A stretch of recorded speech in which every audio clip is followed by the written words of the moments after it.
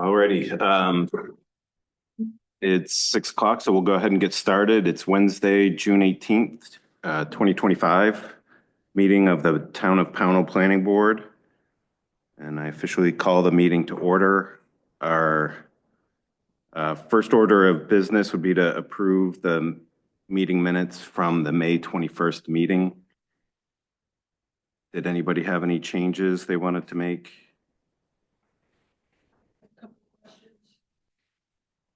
Yes, absolutely.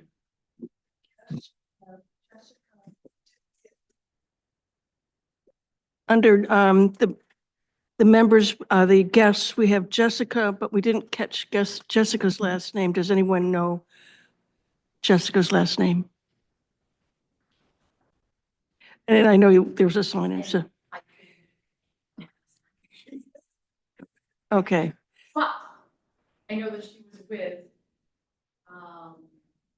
Rusty Chang. okay. That doesn't help you, but. All right, so leave that as, and then on the page 2, about halfway down, I put in yellow,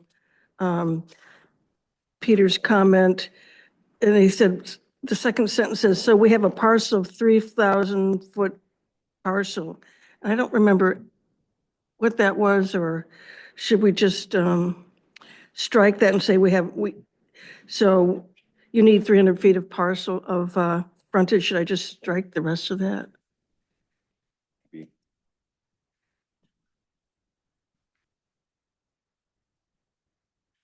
Yeah, right there. Oh, 3,000. Oh. Might have been frontage, but I think striking it's Yeah, clear. I think that's what he was referring to, that. Is it both sides? 1,000 feet of frontage.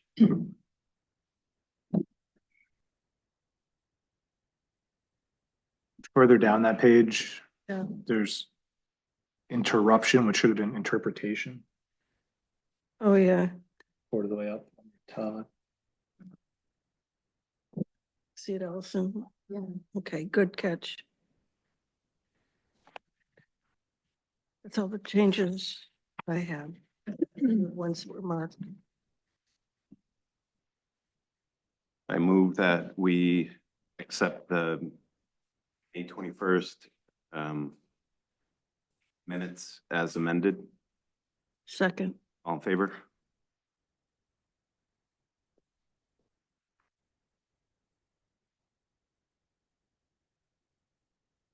Okay, old business.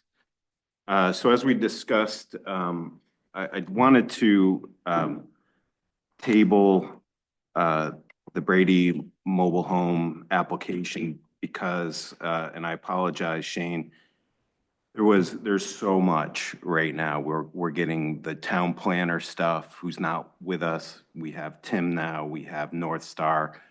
There's a lot going on, and I really want to condense everything so we know exactly what you're responsible for. I did go through your application, and there's definitely some pieces missing that we need. And so I just want to make it fair to you so that tonight we can just spend time, not worry about the application, but just spend some time on what submissions that you need so that we can get things rolling for you. So that's my plan. Would it be okay to schedule a site walk? That has to be scheduled before the final approval. Well, what I'm thinking too, is this isn't the situation that we're all put in is not really anybody's fault. It's just the way kind of things occurred. So if we needed to give you a waiver to extend the deadline, I think that might make sense.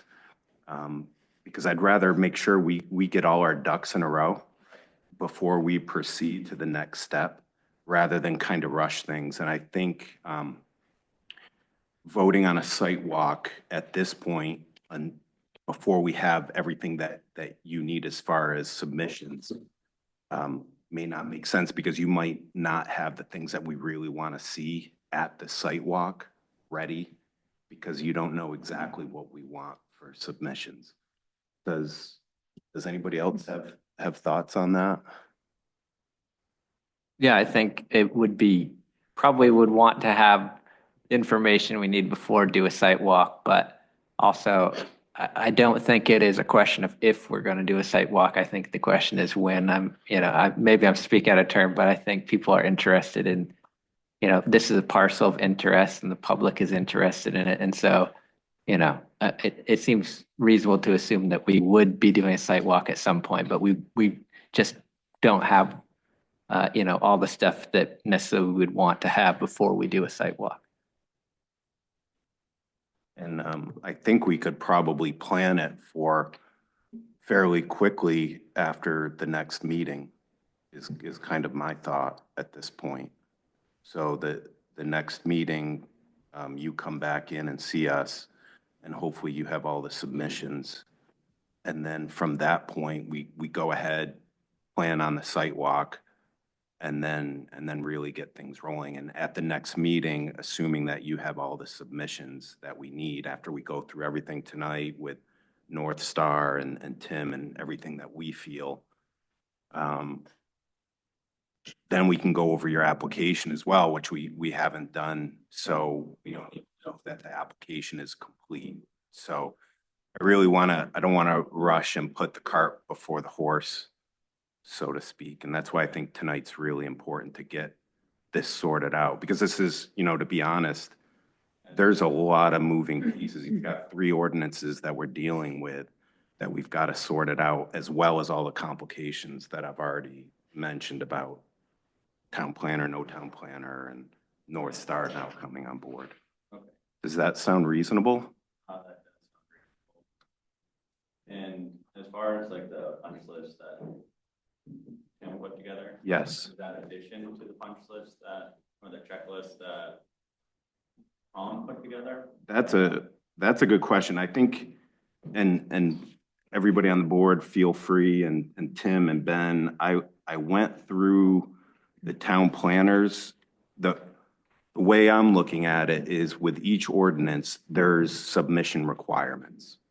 And that's what I'm looking at. When I read the town planners, there was a lot of stuff there that seemed like it wasn't necessarily a submission requirement. It was just something that he wanted, which would be more down the road, I think, after we go through the application. Then we're going to go more into the nitty-gritty of your project and ask for the sorts of things that the town planner was asking for. But I think, again, that's putting the cart before the horse. So, yes, Marcia. To me, and I guess I'd like Tim's input on this, is that, to me, the most important part is the septic design, the AG 20. And if we don't know exactly where that is going to be, I think it would be better to plan the site walk after we have those exact locations and that data. Exactly. Right. I think the location is set. Shane and I have a difference of opinion on the size of the system. So I'm going to get clarification from somebody higher than me. Okay. All right. Okay. So maybe that's not so much an issue. Thank you. So to your question, what I hope today is, because we have so many lists of things that we're expecting of you, what I want to do is give you one list with everybody's input. All the people that are important are here right now. So we'll get a list for you tonight of everything that we want submitted, and hopefully you can get that done before the next meeting. So I just want to simplify it all, because there's so much, there's too much. So I think I would like to start. Did any other comments from the board before we move on? You sure? Okay. Yep. So why don't we, Tim, why don't we start with you? And let's go over your punch list. So the talking about this by first using Tom's and then going to the ordinance Trying to find everything that in there required.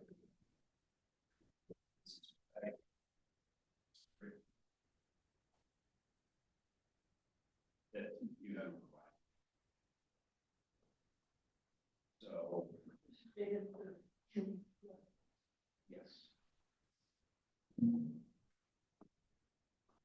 So stamp and address anywhere. Yeah, and that is, in Tom, but it would be Yes, provided before the sidewalk. we'd like that as soon as possible. Excuse me for one sec. Go ahead, John. Oh, yeah, right. Yes. Thanks, John. My name's Shane Brady and I'm at 247 Allen Road. I'm trying to put a mobile home park in on a piece of land that we own.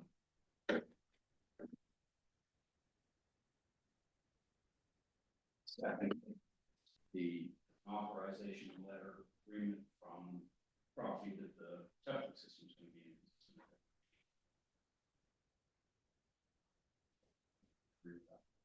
Yeah, it's already, we just haven't got it written. Like the wording that Wayne has to write up, it's already on the site plan and it has the coordinates on it.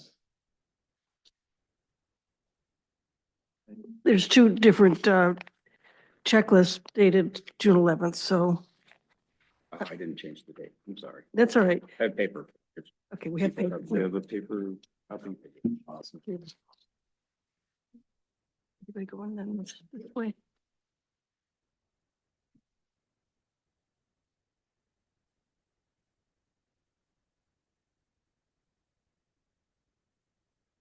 Right.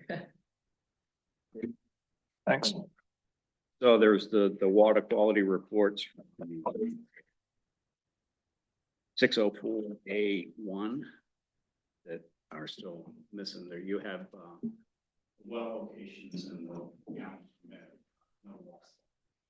Right, and that can come from a neighboring or an adjacent property well. Which That's up to, it's in the ordinance. it's in the order. Yeah. Can you just say that again? I don't have to drill a well and test the water. I can pull a water test from an adjacent piece of property. Where's that in the ordinance? It's under the 604 somewhere. Yep.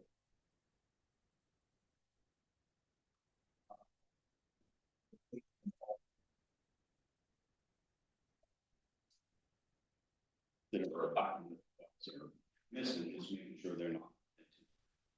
Right, so the only thing on the site plan that's missing is Russell's well and Russell's house. Pat's is more than the 200 feet away. His well is not on the thing because it's not on the GIS database. That survey. Yeah.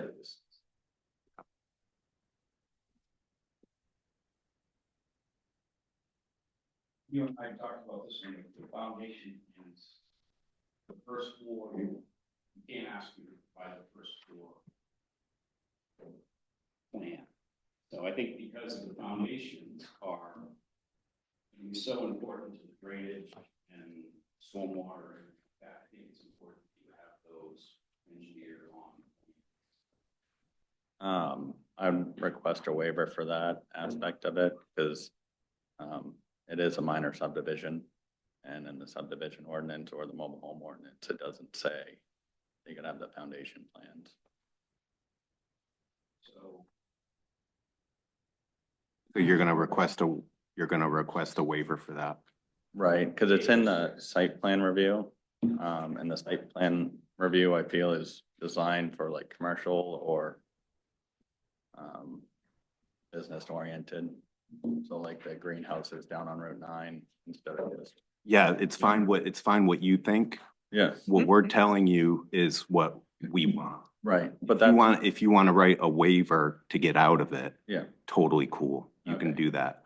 This isn't, it is a little bit of a discussion, right, but it's also for us to clarify with you what it is that we want. So you don't necessarily need to argue every point. We'll ask Right. you some questions, Yeah. but what we're clarifying right now is exactly what we want from you. If you, at the next meeting, if you want to write waivers to get out of these, then we can talk in more detail Okay. about it. The other thing is, it's kind of part of the building permit.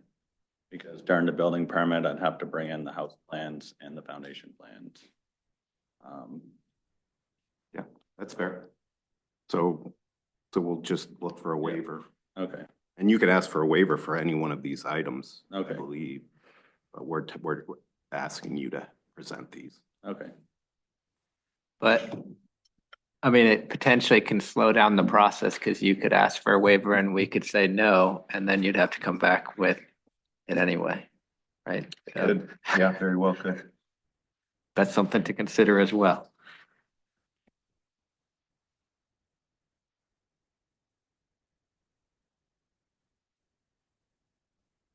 Next with the landscape plan. B07, B1, B3. Requiring two different. Right. Yes. FEMA floodplain, there is a small section of property that is in floodplain that appears from the floodplain maps. So that needs to be shown on the maps along with the setback from the general.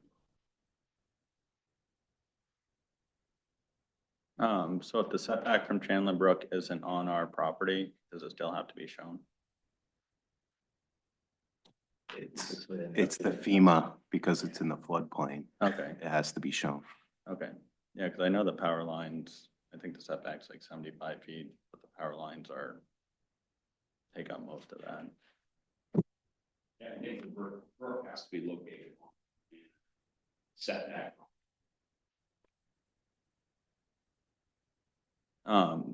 So I'd have to put it on the property underneath the power lines on the site plan? Okay, Wherever it was.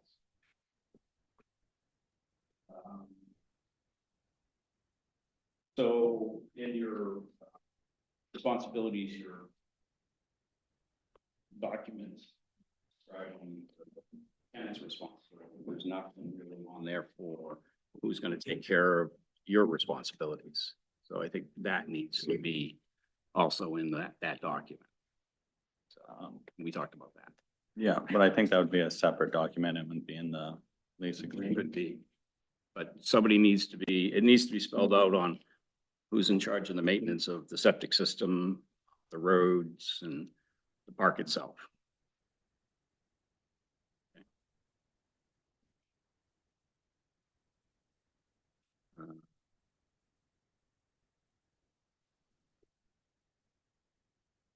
So again, there's the septic system question, which we'll resolve before the next meeting.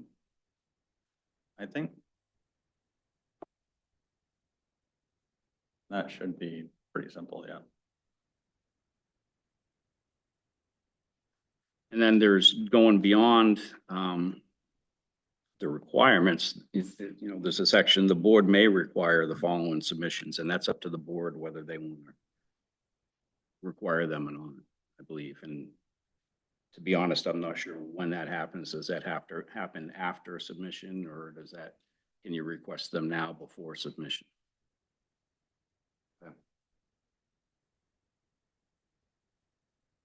I'm thinking, and I'd be interested to see what everybody has to say about this. And North Star, and we'll give Ben a chance to speak, but North Star mentioned the stormwater and groundwater plan as well, and considering that this is on a hill and located above a brook, that may be something important to have here in the beginning. I would agree.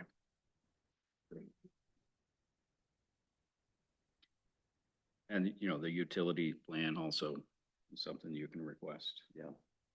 And from Tom's from the minutes of the previous meeting, Tom had mentioned the copies of the cut and fill operations on site. Yeah, I'd agree with The that too. driveway. Just because, I mean, the driveway profile there was already above 10%, it looked like. Excuse me. I think the driveway profile as drafted in the application was above 10%, and that's our cutoff. So I think seeing that profile would be helpful. And then, Would the planning board be able to grant a waiver because the maximum it says is 10%? Or would you guys deny it because of that and then it would have to go to the zone board of appeals? so the mobile home park ordinance has a different road standard than the town does. And I believe that the mobile home park ordinance trumps the towns by language as well. So, and I think that is it's a 1 to 3. It's a 33% grade on that one. I think that's just for the ditches because it determines if it needs riprap, I think. I think because of the hill and the stormwater, you're gonna have to make up a stormwater plan. And, that needs to be engineered on, going down that driveway, going down that road. Where's it going now? And where's it gonna end up and how are you gonna slow it down and before it gets down to the bottom of the hill? Yeah, but are we talking about the incline of the road or are we talking about the ditches? For the 33%? I believe it's the road. You can have a 33% slope. That doesn't make sense. Of 1 to 3 feet, is what's in the state's guidelines. I think For every, that's- every 3 feet, you can only go up 1 foot. that doesn't make sense. That would be the max. That would be the max.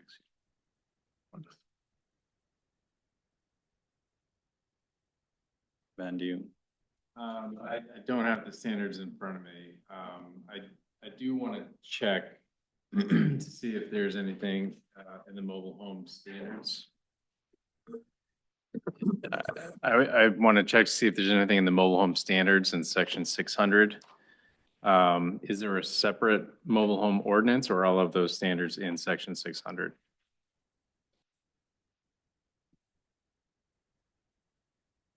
So that's certainly something to take a look at. I've got it up here. If you want to keep going through the checklist, I think it is important to get the applicant an understanding of what is required to be submitted.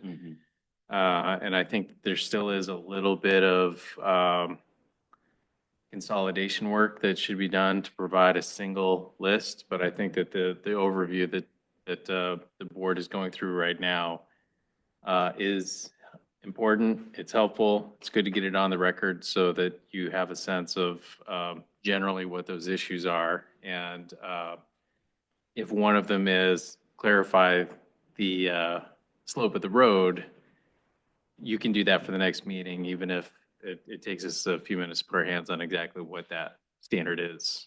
That's like a pretty big issue personally for me, because that means we'd have to move the road further up the hill. Well, let's see what we can figure out while we're walking through this stuff. I'll come up with it for you. Yeah. Are you looking for the state standard? The ditch to road? Yeah, I think that, The ditch? I Like think, he said, it's 3 to 1. Then beyond the ditch, the slope should be no steeper than 2 to 1. So it matches the existing grade. Is that in the mobile home park? That's, yeah, not necessarily. Doesn't differentiate. Yeah, they do have different standards. So if, Mr. Chair, 604 is the mobile home park standards, C is the design standards, and C2 is road design, circulation, and traffic. It talks about the right-of-way width. It talks about the width of the traveled surface within that right-of-way.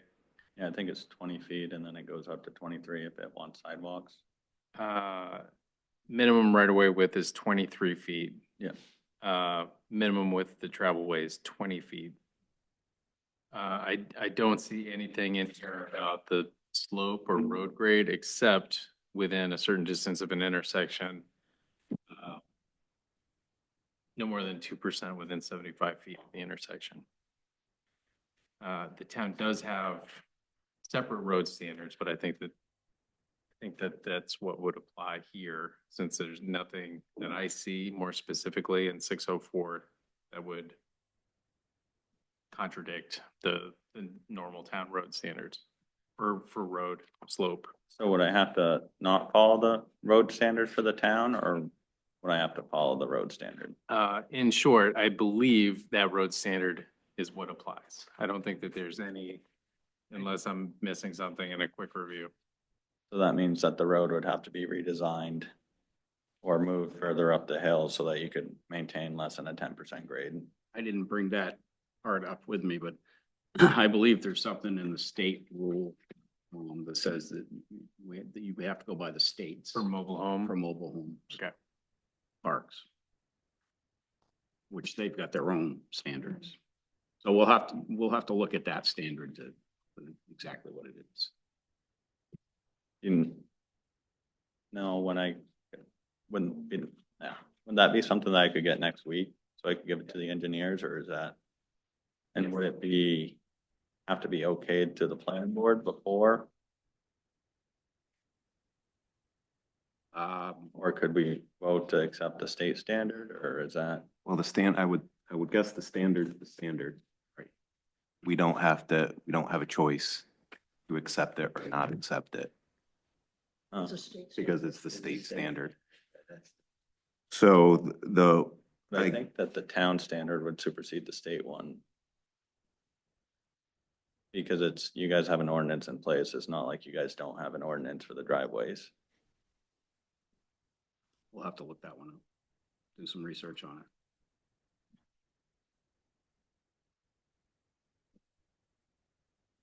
Good. Yeah, that works. And things that I think you might want to look at. Title to the property. It's mentions in here in 604B1.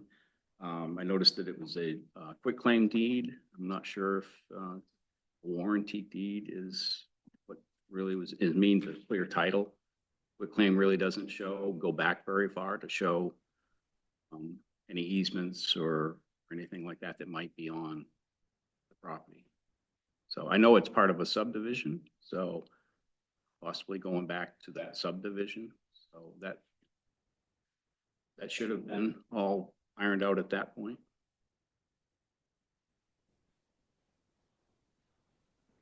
Can the I could actually check the vault, see if there's anything Mhm. in there. So we can,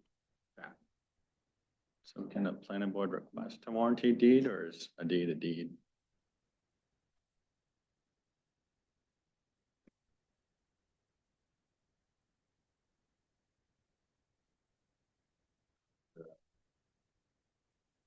This is not my area of expertise. I mean, we're trying to prove that you own the property Right. that you're gonna build on, and so whatever would show best that ownership.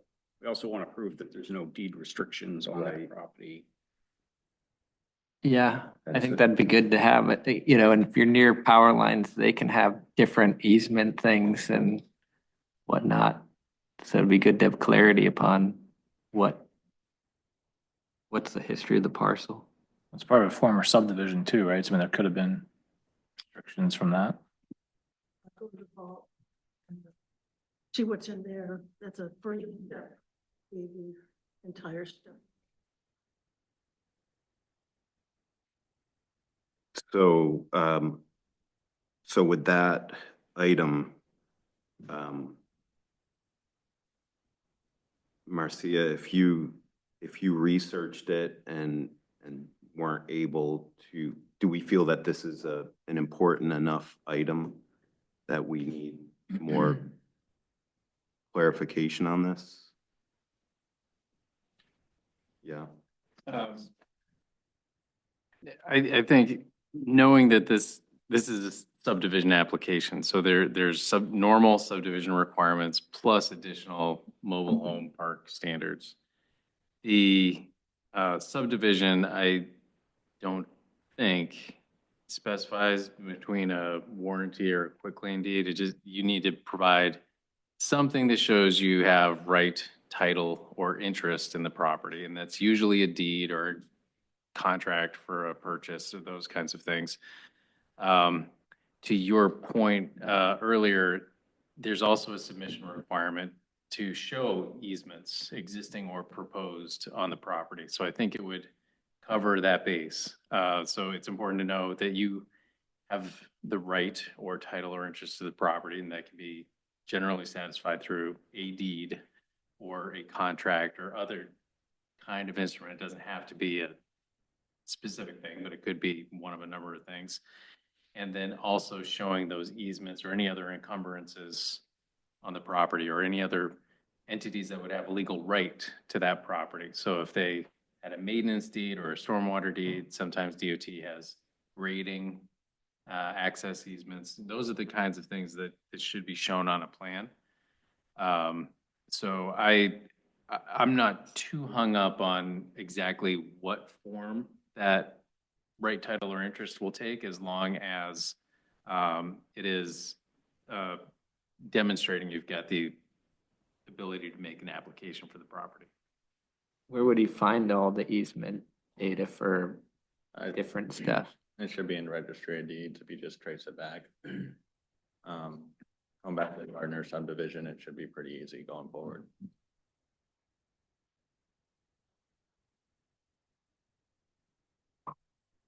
So we may be able to do that. And then if we have any issues, then I think one thing I don't understand is if I have the deed from the Gardner subdivision, if anything changed after that, where would I find that? Well, is it our responsibility to look that up, or is it his responsibility to look it up? yeah. That's just what I was gonna say. Yeah. It's up to the applicant to provide the submission materials, and part of the application is they're saying this is a complete and, to the best of my knowledge, truthful and, representation of everything. So it's really up to the applicant, and if there's an omission or an error later on, then that gets addressed through code enforcement. But the board is judging the application presented by what's submitted. So it's the homework on the town's end is to make sure that the application's complete, but it's up to the applicant to make sure that all of those things are coming in. But I guess somebody could, if they wanted to on their own, do research to verify that there isn't easement things Yes, that were you could. missed. It's been on my mind to just Yeah. grab that file. Yeah. But that ultimately, I agree with Ben. It's ultimately your responsibility to Okay. bring that, and we can do our own research. Yeah. I bring this up because it's happened here before.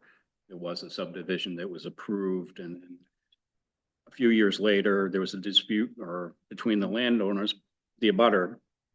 And it turned out that the subdivider didn't have the right to that property. Mm. So it had to come back and be revisited here.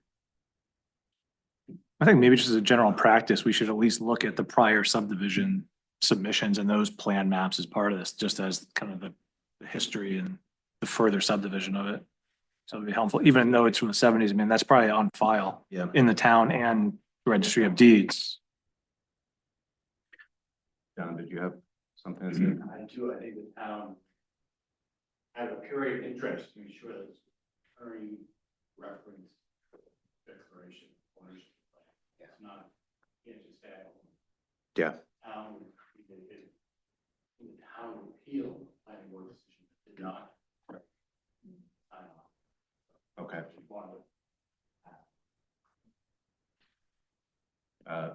So I'm sorry, say that again. I can't, like, if I went down to the registry of deeds, I'm just gonna let John John, can you just repeat? I just want to make sure I understood what you said. Sure. How, feel the decision on this plan is if the Brady did not have declaration of ownership that was certified by the firm. Got it. He doesn't have a certified company, Got it. but it cannot be hearsay. Yes. It is hearsay. Applicable. Very good. I like that. Thank you.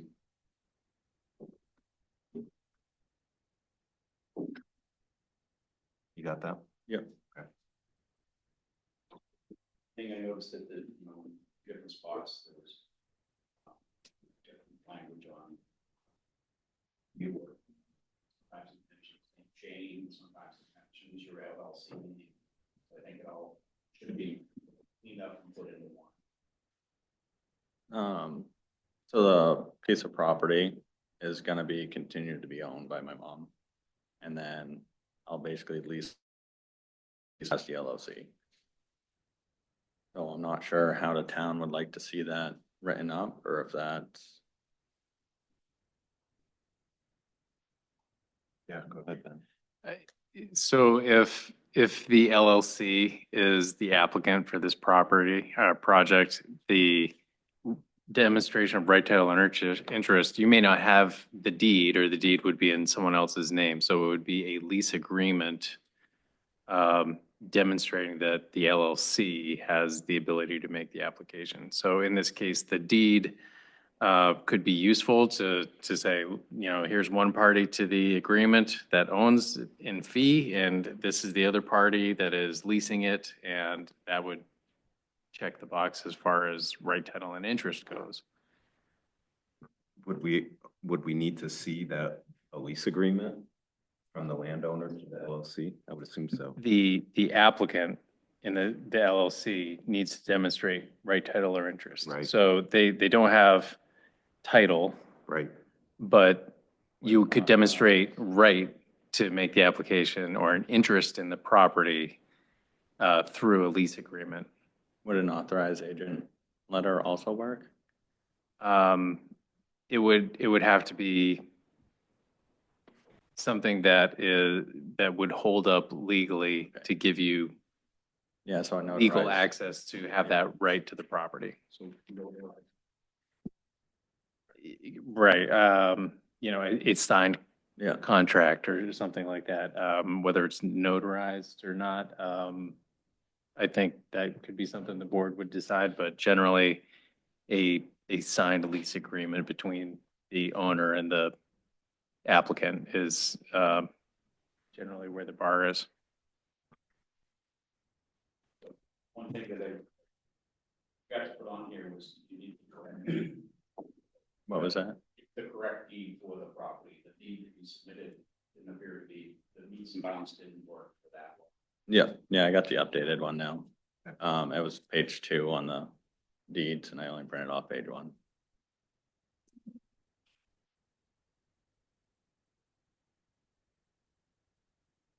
Do we need to formally vote on, we're asking for stormwater and groundwater plan and the cut and fill pieces, or do we just say that we want them?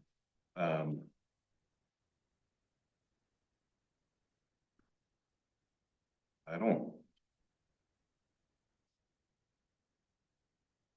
think that's something that we would need to vote on. I don't. Ask for it. Yeah. Particularly on that property. Yeah.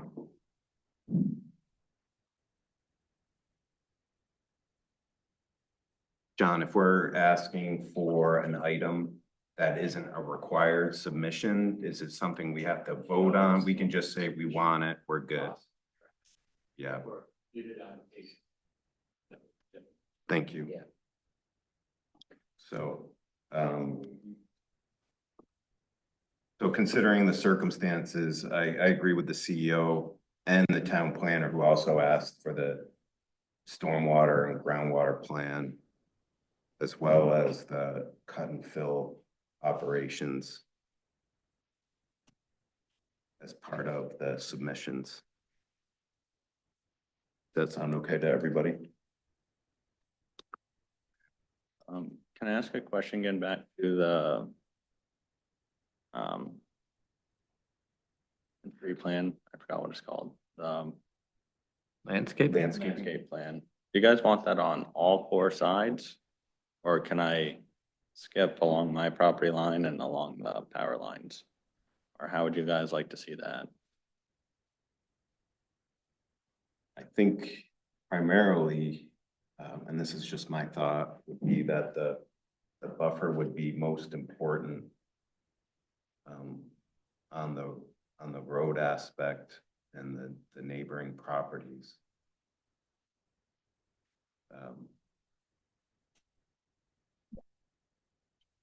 Todd, can I just ask the nature of this site? The power line, most of your site view, and I'm reading with the background of the comprehensive plan here, most of the site view is actually going to be from that, Right. through that power line view. And I'm not sure there's much you can do with landscaping, honestly, there. But I think it would be, that's a sight line that is going to be particularly important to this project. Right. I know, it doesn't fall underneath the comprehensive plan. Everything in the planning board falls under the comprehensive plan. It's one of our guiding documents. So it's one of the things that just sits in the background as we really think about, especially some of these things where you see a may. That's one of the things we're going to be thinking about. Okay. It's a very visible property. I know that in the mobile home park ordinance, it says that you don't have to have a buffer strip along utilities, and the power lines count as a utility. Sure, but if you're listening to what Mercedes is saying, what the comprehensive plan discusses is the rural characteristics of the town.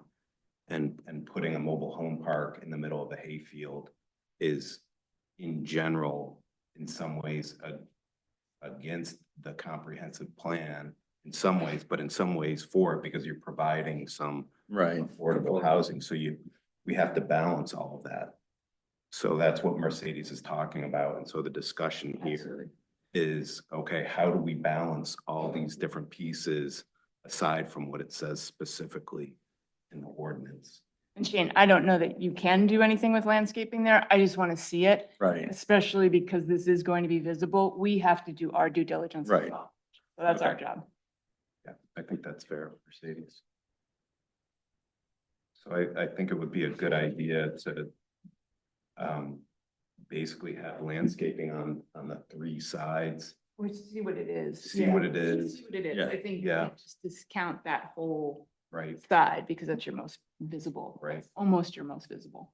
Could we, everybody coming down the hill is gonna see that.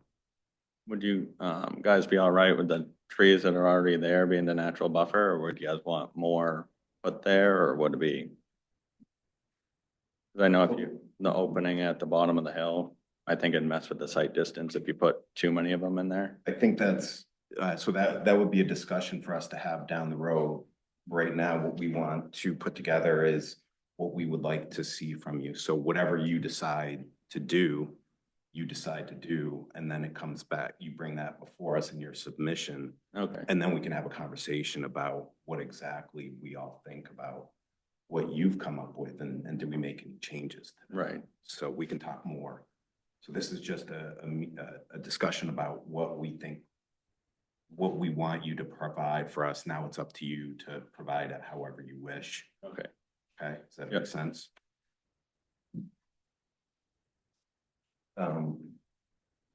Then I think North Star had a couple of items.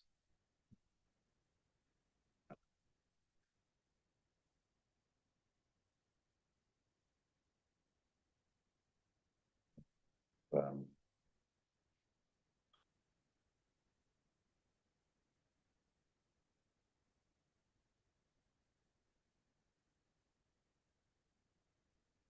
Talked about the disposal field size too small as well, which I think we've already discussed. I was a little confused on that because at the first paragraph, you mentioned that it was too small. And then later on in the talking about it, you mentioned that I just have to verify that it is sized correctly.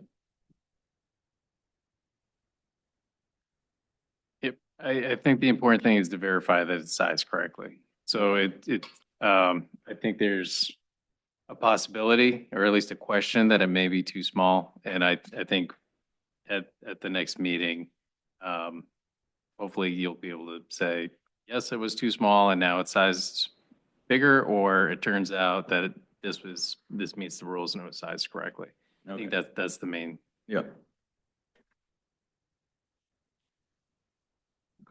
And that's kind of all I saw. I, Yours, Ben, do you have anything else to add? I think a lot of it was covered by Tim's Yeah. review of the submission requirements. And it's really, the first thing the board needs to do is determine the application's complete. And the things we've talked about this evening are going to be required to make sure the application is complete. And then the board can make determinations on, does the application meet the standards of the ordinance? So right now, it's really, step one is, let's make sure the board has everything they need that the ordinance requires to make a decision. And then the next step is to review that packet against the standards in the ordinance. So Would it be okay to ask for an extension now? Because we're almost starting over at square one again.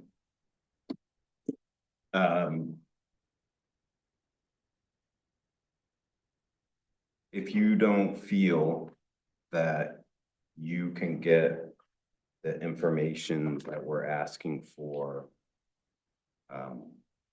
in a timely manner, then I would say it's fair Okay. to ask for an extension. I know, the biggest issue is the road's gonna have to be moved and redesigned. Yep. Because the question on the 10% or 11% grade is gonna throw it off. Right. So do you want to confirm with Tim that that is the way that it needs to be before we vote on an extension, which would be next meeting, or do Right. you want to you want the extension now? I think this would be kind of like a one-time deal, Right, yeah, so I'll probably wait till next meeting, see what Yeah. Jamie says. right? 'Cause I knew with all the questions and everything up in the air, like Jamie being here wouldn't really change much or do Right. much. Oh, we're gonna find it where, I believe it says in the state guidelines. Their roads, design trumps the town's road designs, so we'll have to find that. And I did read that, it's 1 feet to every 3 feet, and that's what their criteria is. It's 33%. Go ahead. I just had a question about the groundwater. I know that the application says it would be a dug well, but looking at the wells around all the properties, they range from 100 and something to 400 and something feet. So I guess question number one is, will it be a dug well or will you be drilling a well? Do you even know at this point? That would be determined later on. I know there's multiple dug wells down by the post office that are on our property, but they always have water in them. Right, So- because you mentioned you would pull a water quality sample from one of the properties, but given that you might be 100 feet or 400 feet, I was a little worried about the water, which Right, well you're drilling from, and maybe that's not something we need today, but I know the geologist said there's adequate water, and I have to take that right. on faith that he's correct. So I don't have an issue with that. I'm just wondering about the water quality that will be coming to the mobile home park and making sure it's of good quality. Right, yeah, I know, my plan is to put like an 8x8 well house too. So if it does need any filtration or everything, it'd be in there with the pump. Just so it's not put in somebody's house or underneath somebody's house, and then you'd have to ask them permission to get into it. Mhm, mhm. Okay, thanks. That's something you might want to put on the plan if you're, I don't know. Yeah, I'm not exactly sure where it'll go somewhere on the So, okay. And it's under 200 square feet, so I don't even think I need a permit to put it there because it's considered a shed. You need a permit for any building. I think it's 200. Different points. Yeah, the plan that was submitted shows a drilled well, and there should be, if it's gonna be on a lot within the mobile home park, there should be some kind of indication that there's an easement, or it should be within a common area that would be easier to access. Just to make sure that, someone doesn't plant a rhododendron or something right Yeah. next to it. I don't know what the rules are as far as dug well versus drilled well, but I think if you're looking at this as a common, a community well, a public water supply, this may meet the threshold for DEP drinking water. So it's 15 service connections, Okay. 30 year-round people. Okay, And even if it wouldn't meet the standard. okay. So I think that kind of thing, whether or not a dug well is allowed for a single lot, I think, we would certainly look at it with a little extra scrutiny, knowing that it's the sole source for multiple dwelling units.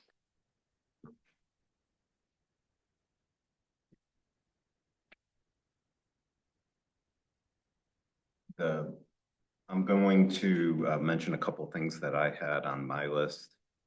And then anybody else who has any other items. There was, I think this was in the town planner, and also North Star regarding a map showing basic soil types. I know you had it just for where you planned on placing Yeah. the wastewater treatment. But Yeah. I think it would be important to have that for the whole site. Yeah, I got the updated one for the regular site. Yeah, perfect. And I don't know if that would include, because you're having septic tanks on each individual site, correct? And then Yeah. that's going, I don't know if having an idea of this is all under 604A. And you've done all of that for the small section, but I think it would be good to have that whole 604A1, A, B, C, D, E, and F for the whole property. No, so the septic tanks would be sealed units. So the soil test, from my understanding, would be just for the leach field.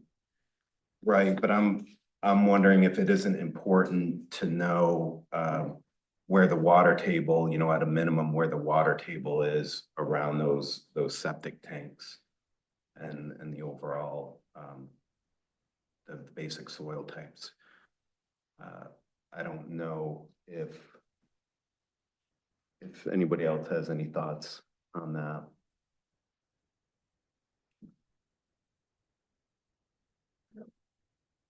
I don't know if that's part of the HE 220 engineered system, if they examine depth of the water table either.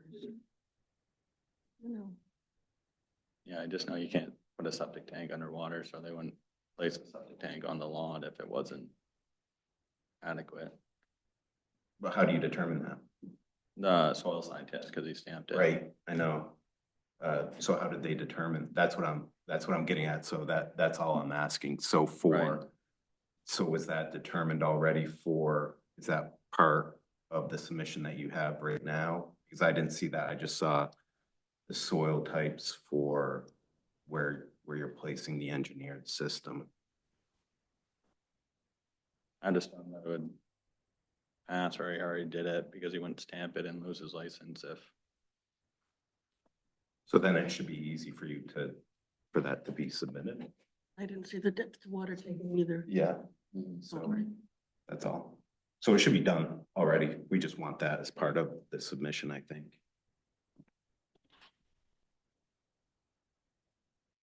Um,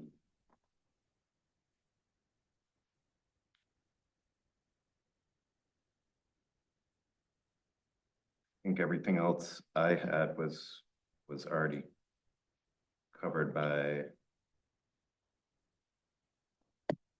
everybody else. Did anybody else have any other thoughts?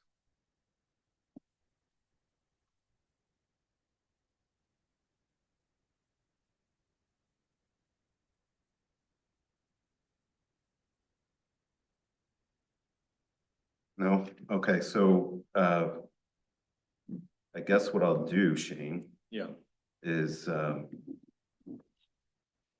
just gonna go back through the list as we've compiled it. Make sure we're all good on everything. And then, you should have what you need. Okay? Just clarify, I think we're fine with not getting a utility plan. We didn't say that we wanted it, or do we want a utility plan, the third? I think I'm okay without it. I think you're gonna wanna, if you're gonna wanna see it at some point, it Yeah. would be a good idea to have it on the plan, so he doesn't have to keep on going back. Right, that makes sense too. I mean, it's something that needs to be done anyway. I know that, if I do have to do a utility plan, you're just do above ground wires. But if I don't have to do it, then I'd probably do underground wires. Um,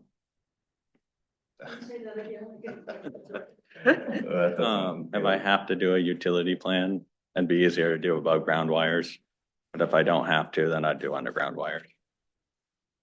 I would, Wouldn't you have to have a plan? No matter- So basically all I'd have to do is place one telephone pole on the site plan. No, what I'm saying is if you were gonna bury wires, you would have to have somebody do some sort of plan, correct? I think the electricians would cover that. Yeah. if the applicant thinks it's easier to get a utility plan to us later in the Yeah. process, then I guess I'm fine with not requiring it this step. But as long as he's aware that at some point we will, Could it be? what we might want it, something to know that the utility stuff is taken care of. Could it be part of the building permit? Or would you need it before that? Personally, I mean, as the CEO, I'd like to see everything spelled out as much as possible before it gets to that point. So there's no question of what needs to happen. And no offense, Shane, but I get your point, but like visually, the difference between poles and underground are huge. Right. And to do one over the other because we'd like to see a plan seems a little silly, Right. I just, to be honest. I feel like I'm going backwards.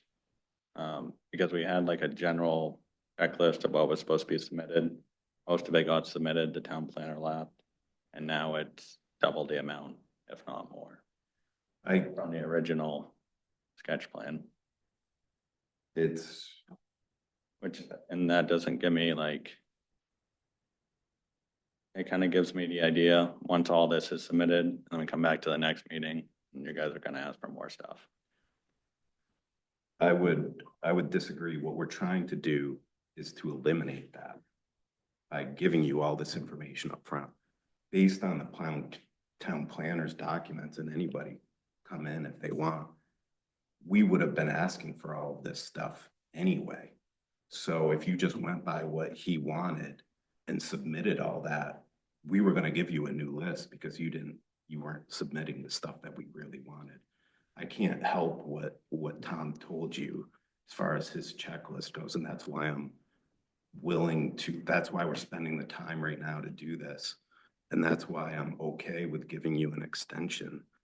But these are the things that we really need, and I don't know why it wasn't on the list to begin with, and I apologize, but I can't Right. really change that. Yeah, Ben. So, one general comment and then one specific comment. The general comment is the submission requirements are in the ordinance. It isn't what the board wants to see or what someone hopes to see. In order to have a complete application, it is hopefully going to be as procedurally simple as going down through the checklist and saying, is this here, is this here, is this here? And I think that the checklist that Tim's putting together is an attempt to do that and to help the board find the application complete. Specifically about a utility plan, I did see water and wastewater lines on the plan, and I don't know.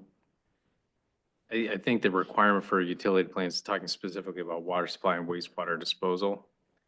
It is appropriate to show electrical service as part of a subdivision application. I am sure that is a submission requirement. We can verify that. But I think that's really all that's required, is showing what and where are those utilities going to be. And I didn't see electrical on the plan, but I did see water and wastewater. So to me, that's going toward that in case there was any different conceptions of what is a utility plan. Simply showing those things on the site plan. Thanks, Ben. And Ben said it better than I did. All we're doing here is spelling out what's in the ordinance. We're not trying to make it more difficult for you, but these are all the things in all three ordinances. We all went through the Right. ordinances, and this is what's required in the mobile home park ordinance, in the site plan review ordinance, and minor subdivision. So we're not going out of our way to give you a hard time. Right, I didn't mean to imply that. It was basically, I just didn't want to come back to next meeting and then have you guys say, oh, we missed this in this ordinance, or we missed this and this. That's, So, we're hoping that's what the whole goal, this is exactly what my goal was for tonight. Because I didn't want to do that to you. If we had our meeting tonight with the application review, I was afraid that we were gonna end up doing that to you. So now we've got all our ducks in a row. Okay, We've got our list. It's all in the ordinance. And now we can see you the next time. And we should be able to move forward. okay. On that. So after you get all this together and you submit it, there's still gonna be discussion on the plan. So, I mean, board may still ask you to go back and provide something different or additional. So it's a possibility. I don't want you to go away thinking it's a done deal, so. And then that has to go with what we were talking about before. So we're asking for things from you, but we're not talking about exactly what you're submitting yet. Right, All we're talking about is what we want.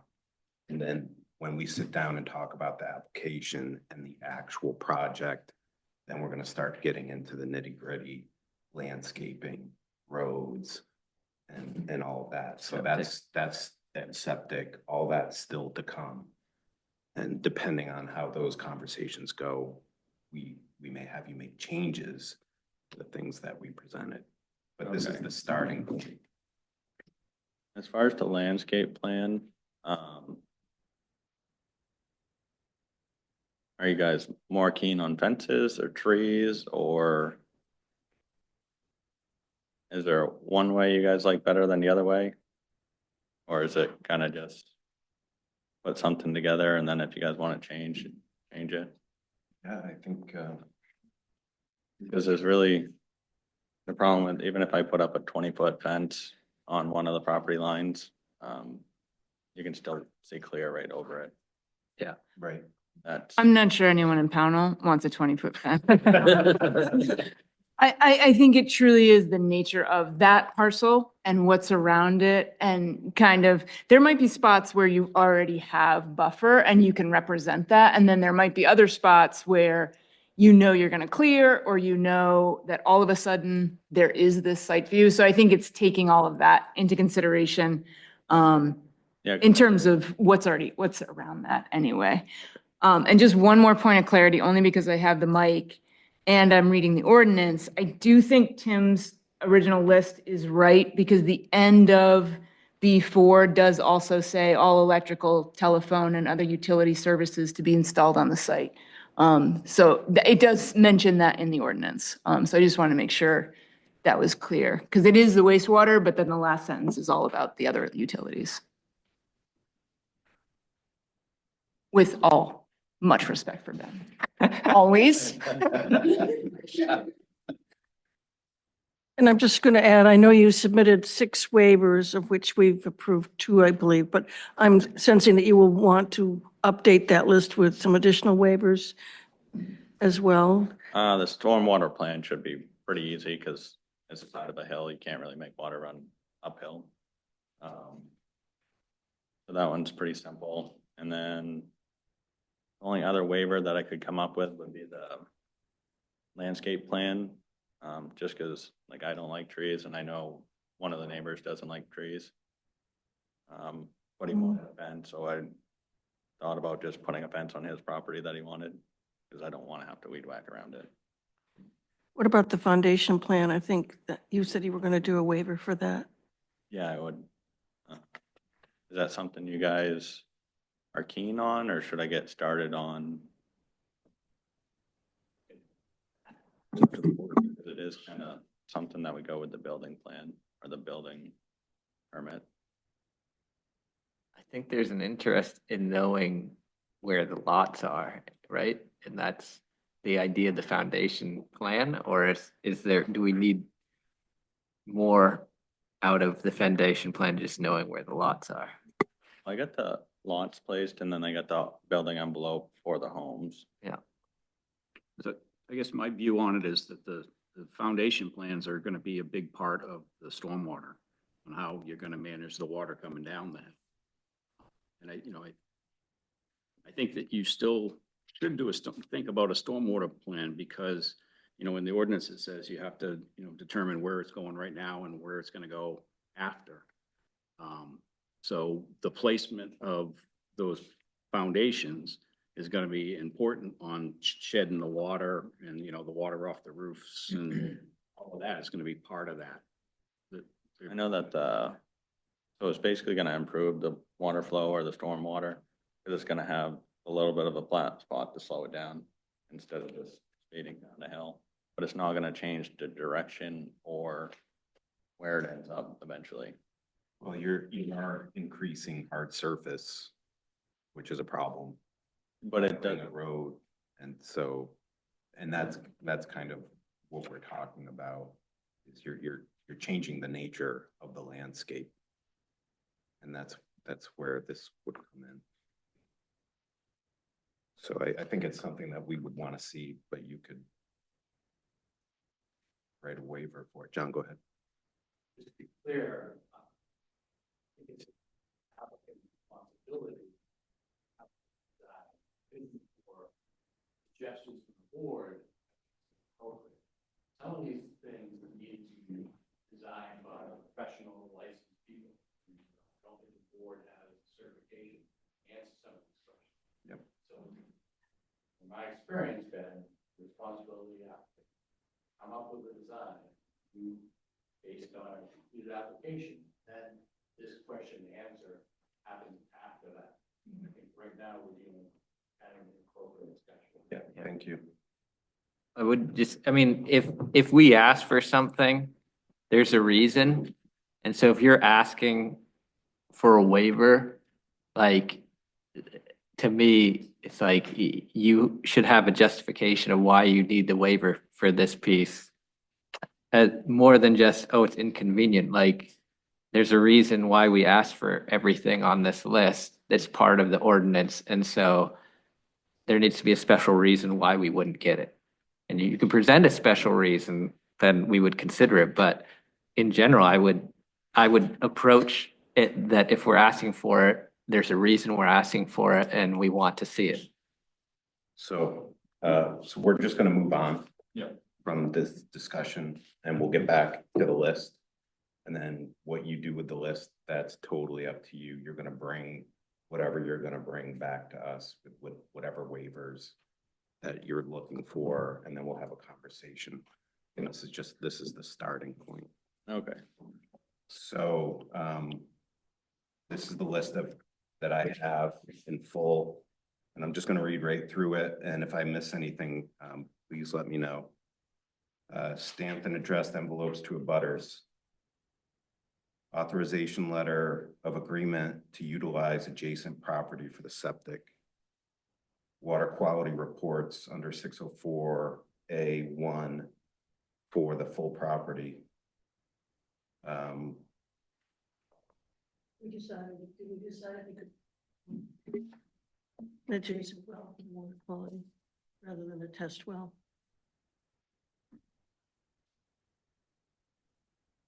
I'm pretty sure it's an ordinance I somewhere. would let him do what he wants to do, and then we can make a determination on that. Boundaries of all contiguous property controlled by the owner applicant. Location of abutters wells and buildings within 200 feet. Foundation plans. Landscape plan. FEMA flood plan shown on the, FEMA floodplain shown on the plan. Distance of required setback from Chandler Brook. Responsibilities of the landowner. Either in the lease agreement or in some written form. Clarification on the septic system.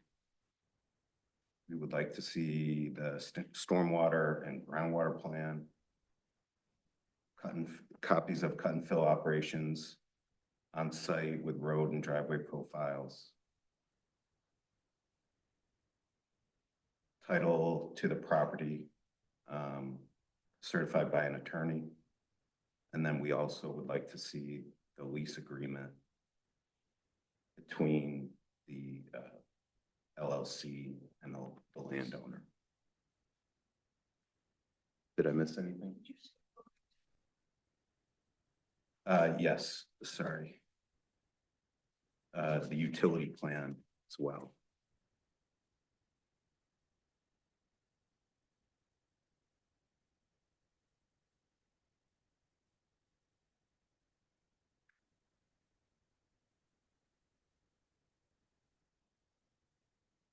We also want to see the well and the well house on the plan.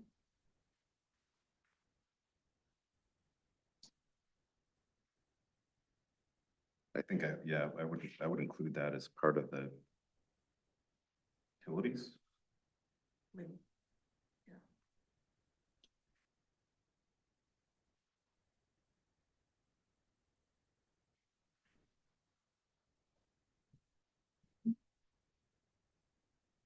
Everybody good with that? You good? Yeah, sure. Okay. We're gonna have a public comment in a little bit, so if you wanna wait for that, is that cool? Okay. We want to introduce ourselves for people here, people watching. I don't think we did that at the start of the meeting. No. Does it They matter? don't know me by now. You'll never ever know me. Yeah. They can look it up.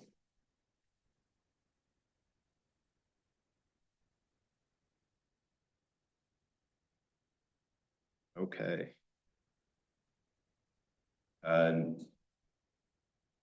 Actually, if you wanted to make a comment now, we can just take 5. We're gonna switch gears completely. So anybody who wants to, I'll take public comment. Russ Allen, 939 Elmwood Road, directly across the street from Shane's project. Just the stuff you talked about tonight. The well, you watch TV and these mobile home parks evidently are having trouble. I've seen trouble with the waters, I've seen trouble with their septics, and they're trying to get bought out by the people living in there, so, you know, we need to do this as right as we could. This water is feeding 4 families. It seems like it's gotta get done ahead of time so that, you know, the quality is there and the quantity.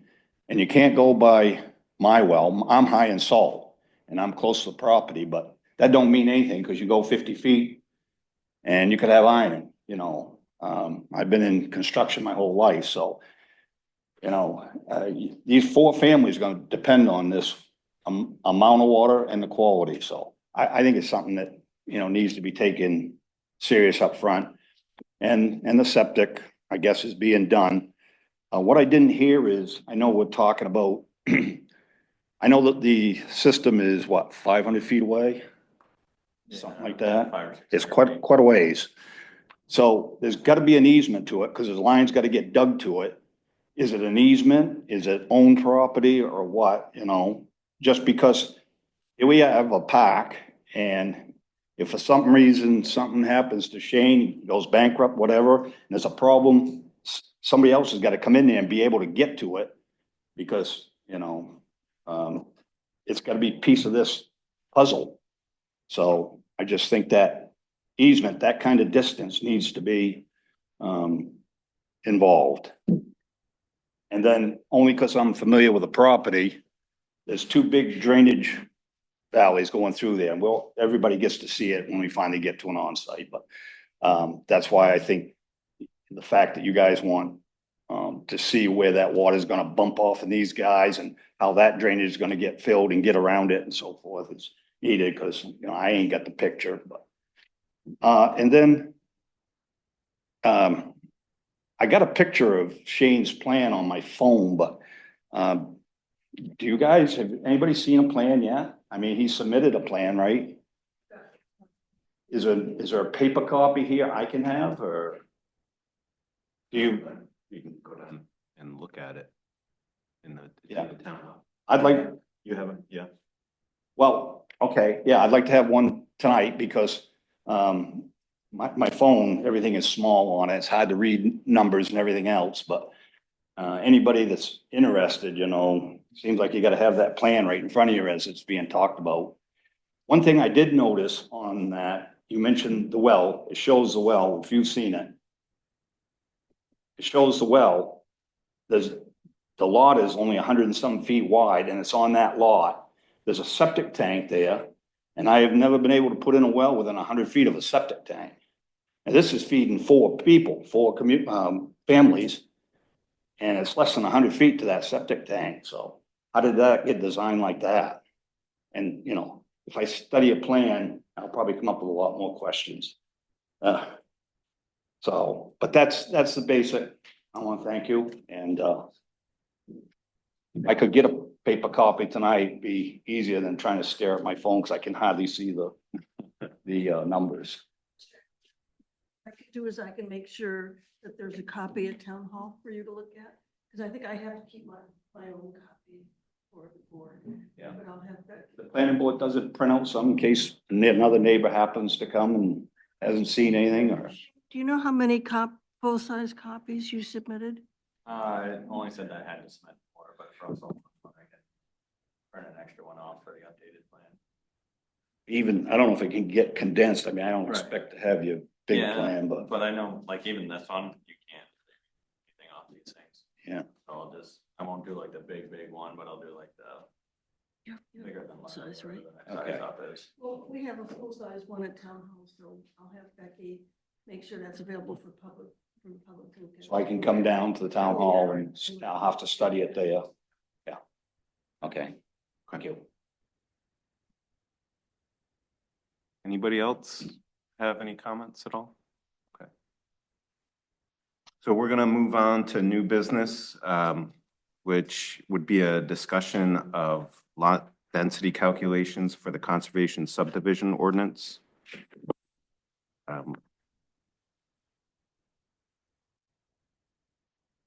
And do you want to just kind of go over your thoughts on it. And then we can all have a discussion on it.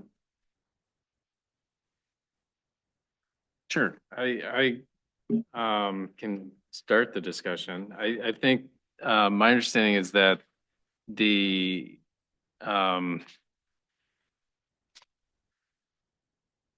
first project to use these, standards is going through right now. So I'm not gonna refer to specifics. I'm not gonna talk about projects in front of the board. Right. But I think it is appropriate to kind of have a review, since it's been a little while since maybe the board between drafting and application. The conservation subdivision standards require major subdivisions, so more than 4 lots, to go through a process where they provide a series of maps. And each map builds on the others so that you start with the existing conditions and natural resources on the property. The next map does a calculation for the number of lots. And the third map is where you lay those lots out per the standards in the ordinance. So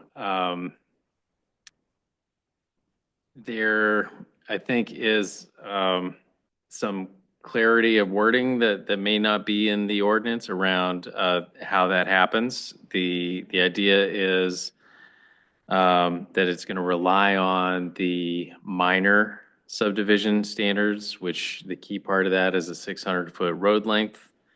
There's a reference to that in the ordinance, but there's a few other pieces around that. I was at a meeting recently where we were talking about the intent of the ordinance and that kind of thing. That's useful guidance, but lots of times applicants don't have that, so the wording of the ordinance is really what applies.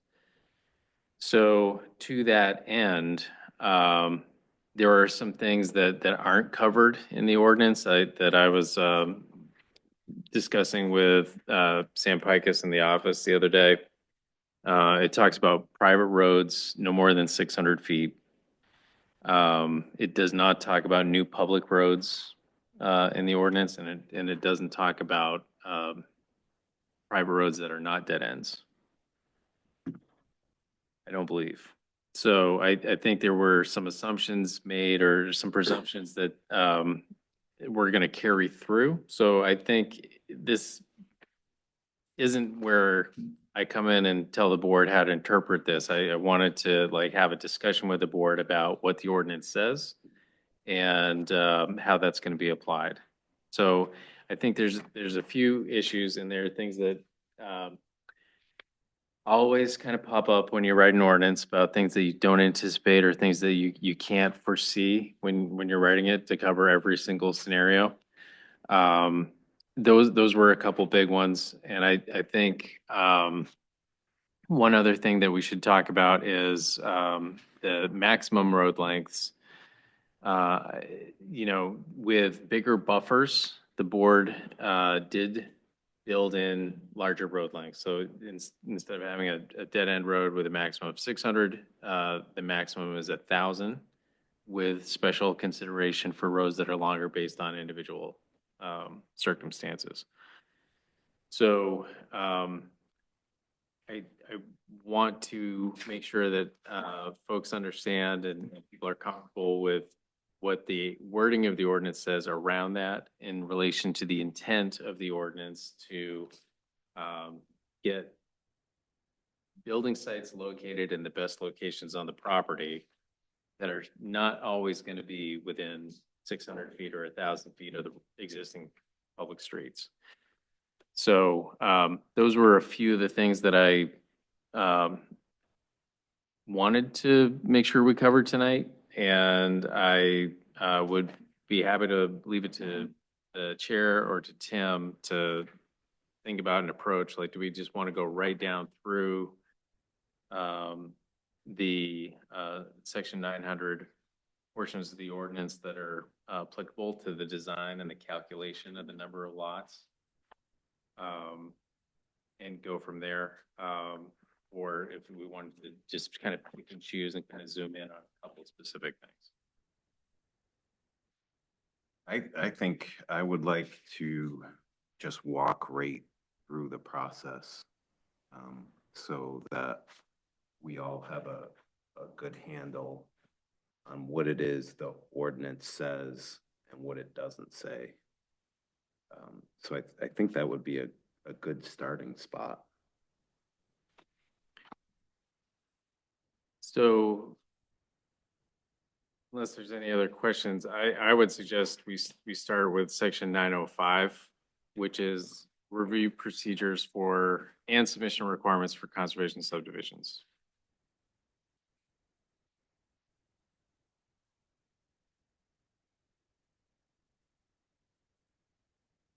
So the first step is submitting a site context map and existing features map. And those requirements are listed in a section below. That conceptual plan meeting is meant to be a staff meeting. So here in the office with staff to kind of walk through the ordinance and to get an understanding of the property and what the applicant's hoping to do. The concept plan itself is with the planning board, and that is really kind of like the sketch plan. It's a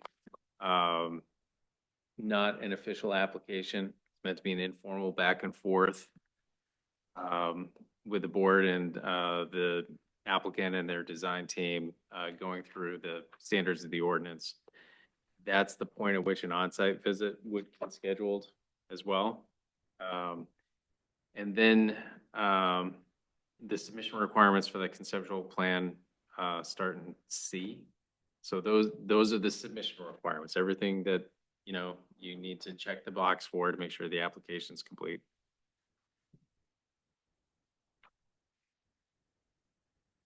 And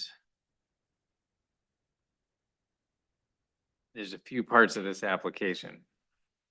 So I'm down to on page 119, the existing features / site inventory map.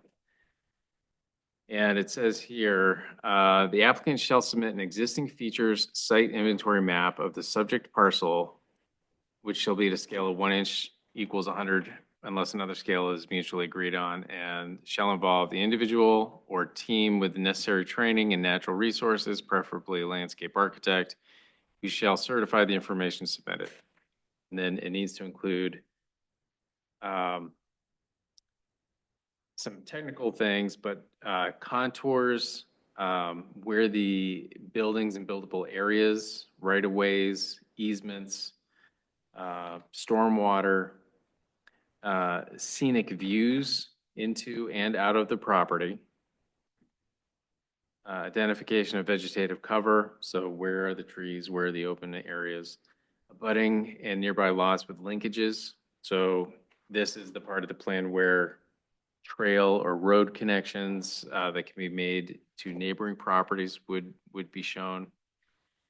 Location, delineation of significant features, including open fields, stone walls, scenic views, high-value natural areas, and essential wildlife habitat as defined by inland fisheries, prime agricultural land. So those are the existing conditions, and that's kind of the baseline for where the next step in the process takes off from. Well, then I think just one thing you skipped over was 5, showing the unbuildable areas. Right, that's kind of a key piece here. That is calculating the next part where, like the steep slopes, the wetlands, streams. Yep. Right. Yep. Those are important Where the existing features, right, that need to be accounted for. Well, and just for that next step of the lot density map, where it has to be buildable area only. So you really need to see that unbuildable.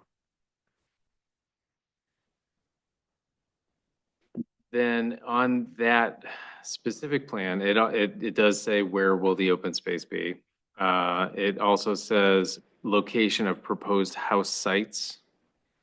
And those aren't lots. Those are meant to be pieces of the property that would be appropriate for building, as opposed to what you were saying are pieces of the property that are not appropriate for building. And those in this process should be located early, like on that first map. And then you can lay out roads to those buildable areas and lots within the buildable areas. But the intent of that specific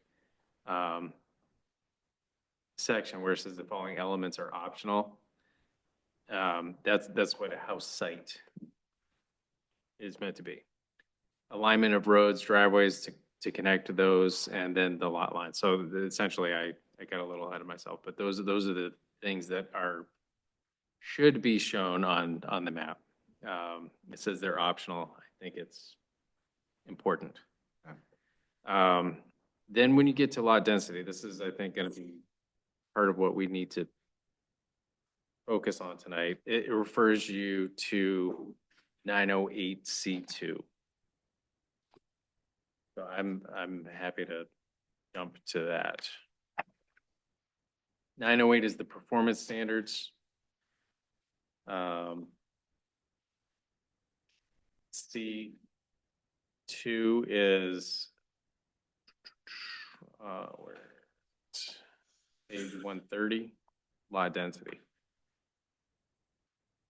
Right, so the number of lots in a conservation subdivision shall not exceed the number of lots that would be allowed pursuant to the maximum net residential density requirements of the zoning district in which the subdivision is located, including the dimensional requirements applicable to road frontage.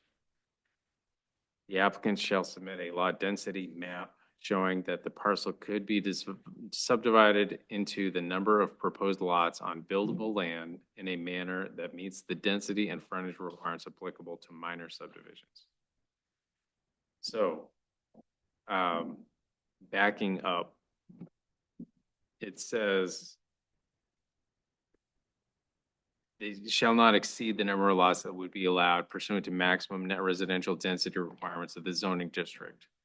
So that's the relatively simple calculation of the overall property area minus the unbuildable areas, the steep slopes, wetlands, and other specifically listed things. And that gives you a net area, and the net residential area is, you divide that by the lot size in the zoning district, and that'll give you a raw calculation on the number of lots. It then goes on to say that the applicant shall submit a lot density map showing that the parcel could be subdivided into the number of proposed lots on buildable land in a manner that meets the density and frontage requirements applicable to minor subdivisions. So the first part of that says, take that number and show how you can put them in the buildable areas. But then it qualifies it by saying you have to meet the density and frontage requirements applicable to minor subdivisions. And that's, I think, where we get into the next line about the 600 feet. I guess the only thing I would say on that first sentence is I think that's trying to apply a cap, not necessarily the number that you can put there. It's saying the max that you could do subject to the limitations of the minor subdivision. Right, it shall not exceed the number of lots. That is the upper limit. Yeah, And then, you know, say you could get 40 lots on a large piece of property, once you subtract out the wetlands and slopes and such, but your configuration of the property, the buildable areas and the minimum lot sizes and frontage requirements, you may only be able to get something less than that. Right. Like you cannot exceed that, but from a practical standpoint, you may be limited so that you wouldn't get that number. I do have kind of a comment for this piece. From my experience of developing this in the process, you know, one of the things we said when we were describing to the town why, you know, what we were doing and that guided them in voting for the ordinance was that we kind of said, we have this existing major subdivision ordinance and we're doing a conservation subdivision ordinance, but we're not trying to change how many lots somebody could build on a piece of land. So we were saying, like, what you could build under the major subdivision ordinance, if you could build 10 houses under that, you should be able to build 10 houses under this, is what we basically told the town. Now, we got rid of, by creating the conservation subdivision ordinance, we deleted the major subdivision ordinance. So we make reference to the minor subdivision ordinance because that's the only thing you could really reference, because the major subdivision ordinance doesn't exist. But, and here's kind of a place that can cause confusion of is if the minor subdivision rules potentially limit a development more than the old major subdivision rules would have. And that's kind of my question of an interpretation of which pieces of the minor subdivision density requirements are we referencing. And, you know, so, you know, we kind of said, oh, you know, you could potentially build hypothetically under the old ordinance 8 lots in a thing this size if it was buildable land and if, you know, they configured it this, you know, a specific way versus a minor subdivision. I don't know if you could build 8 lots. So, you know, this is an area of potential confusion about, you know, the intent of us trying to develop this ordinance and talk about lot density, and we're referencing the minor subdivision, but at the same time, we're telling the public that under the old major subdivision rules, like, we're not taking away any, you know, any housing that you could have hypothetically built under the major subdivision rules. But then we didn't reference the major subdivision rules because we were deleting them, but we referenced the minor subdivision. So to me, I think, yeah, we created in our mind this beautiful thing, and then we're hitting this, you know, we putting that beautiful thing into an ordinance. It can change, you know, how we word specific things can change things in ways we might not have intended originally, or be interpreted in ways that we might not have intended originally. So that's my concern with, as we look at how do we, in our mind, we said, okay, yeah, in an old subdivision, major subdivision, yeah, you could have built 8 houses. And so in the new one, you can build 8 houses. And that was the intent of all these layers we were putting on there. And so just that idea, when I read us referencing the minor subdivision, that we aren't overly restricting, like, there's still restrictions, but is the minor subdivision reference if we are taking every piece from the minor subdivision versus what was in the old major subdivision? Do you see a way that would be the case? Or you just? Well, I feel like we drafted in the process, like, you know, a thing of, oh, you could put, because in a minor subdivision, you can only have 4 lots on a 600-foot road. But in a major subdivision, you could put 5 lots on a 600-foot road. It's not limiting you to 4 lots. It's limiting you to a 600-foot road. But Yeah, you never could do 5 lots on 600 feet. You could do 5 lots, you had additional frontage. Yeah.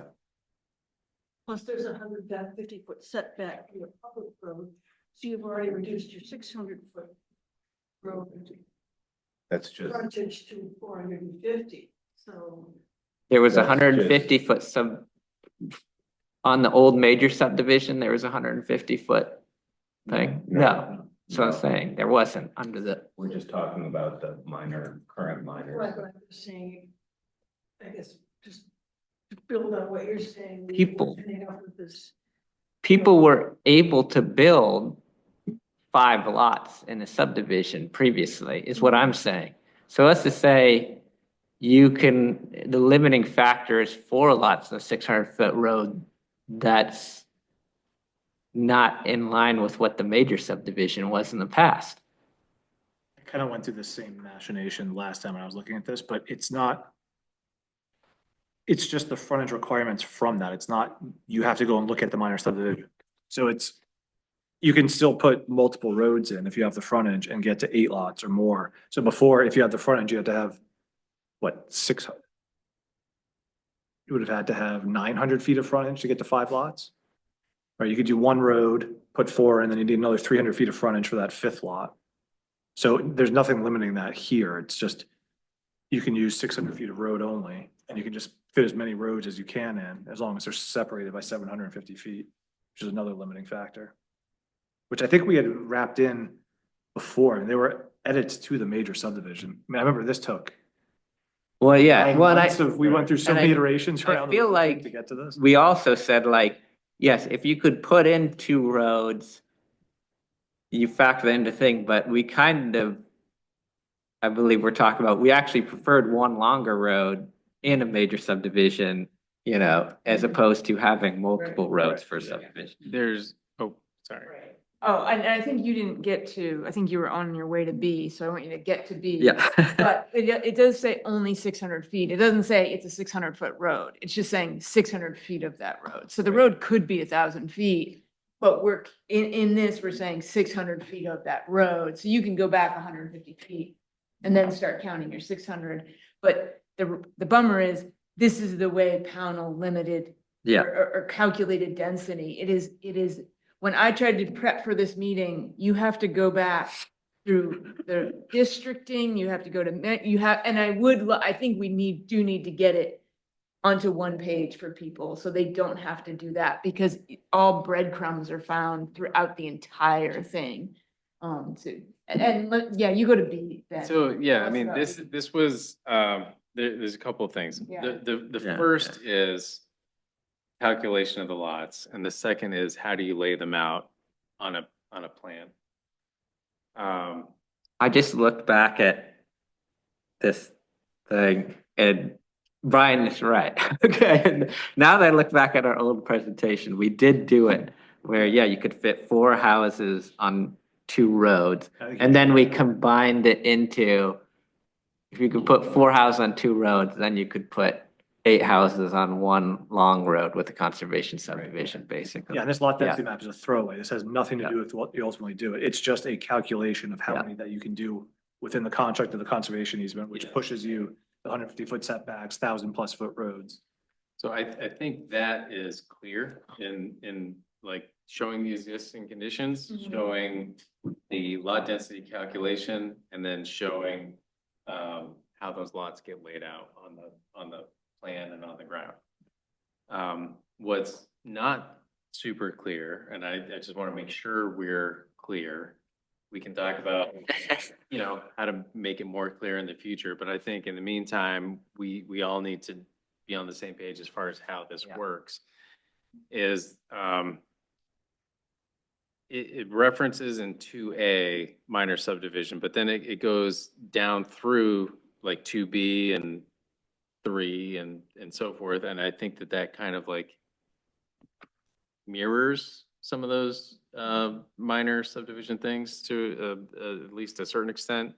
600 feet of each buildable private road, only 600 feet of each buildable private road the applicant proposes shall be used in calculating the maximum number of lots on the lot density map.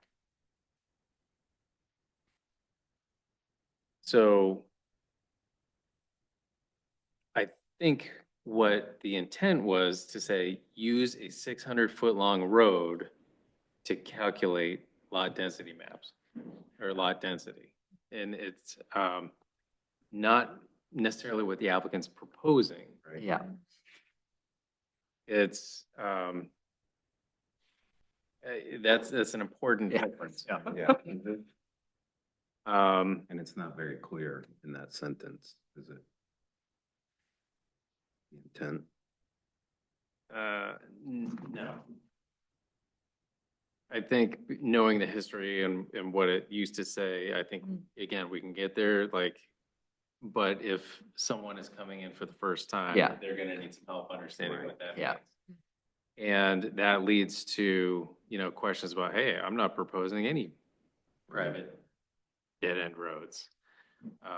So I think as long as we all understand, and Tim is the code officer and he needs to interpret this ordinance and work with folks in the office, that it's for the lot density map, using 600-foot long roads. The minimum lot size may be reduced, and then this gets into not density calculation, but how lots are actually laid out, I believe. Right.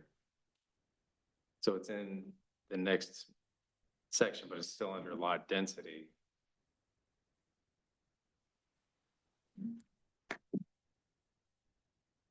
So the reference above was only referencing the section about the 600 feet, I believe. Does the minor subdivision have limitations like the roads have to be? Well, I guess it wouldn't because the minor subdivision would only be 4, so it'll only be 1 road. It's like the 750 feet, that's in the actual, like over on 7 private roads where it's 750. Well, the 750 feet thing, That's in your. was that in the old major subdivision ordinance though? Sorry, what was the? In the old major subdivision ordinance, did it have a thing saying that roads had to be 750 feet across, from each other? So, That doesn't have to do, right now, we're just focusing on how to calculate lot density. You're talking now about distance between but that, roads. I know, but we're using that as a limiting factor, it sounds like. So if the No, old I think subdivision, I don't think we are. No, we're not.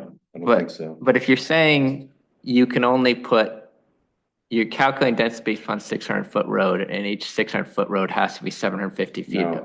from each I other? agree with you up until you said Yeah, 700. right. Okay. You're combining two separate. Well, that's what I'm things. trying to wrap my head around. So we're not saying that each 600-foot road, when they're calculating the dot density map, has to be 750 feet from each other? Right. Okay. Yeah, I misread that too. Like I didn't go through on the next page, but it ends at A Yeah. and B. That's it. 3 is a whole new section that applies to your ultimate plan. Roads had to be 650 feet apart, but we're saying, I want to focus on the calculation Right. of lots. Yeah. Yes, There's the exactly. calculation of lots, and then there's how the lots are laid out on the Right. grounds, which is a Well, separate, there's two things. One is the density cap. We've already put that to bed. agreed. And now it's, now it's not density. It's a calculation based on the plan. But it has to adhere to all the standards. No, you're not, that's not my. Right. Go ahead. I think that, so, and I'll just, Ben, I'll let you. So I'm back in, So you'll go through, let's just focus right now. Put the conservation subdivision literally out of your mind. Yeah. Everything about the conservation subdivision, put it out of your mind because that's not what we're talking about. Yeah. The only thing we're talking about is how many lots can, in an imaginary world, could a person put on a lot following the minor subdivision ordinance using 600-foot road? And 90,000 square feet of buildable lot. Those are your only 2 All factors 300-foot road, 300 feet of road frontage. on the private road, right? Not on the public road? Like you can, so if you're 300 by 300 for that first lot that's by the road, there's your 90,000 square feet. But if you've got 30,000 that's wetlands, your only option is to use more of your public road frontage if you're limited by the 300 feet of frontage on the public, on the new private road. That's a key question, is do we include the non-buildable Yeah, area? yeah, because then it says, I think that if the On road is buildable land, there, I yeah. think you I'm have to just- include it, I'm just even if it's gonna not let Ben- believable. Let's let Yeah. Ben go through So. what the smart person in the room.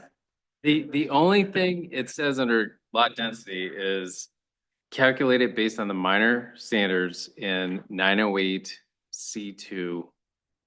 And that's where we just were. So it says, showing how the parcel could be divided into proposed lots, buildable in a manner that meets the density and frontage requirements applicable to minor subdivisions. Only 600 feet of each buildable private road the applicant proposes shall be used in calculating the maximum number of lots. So, in my mind, they can use the existing frontage and they can show a road, a private road that's 600 feet long.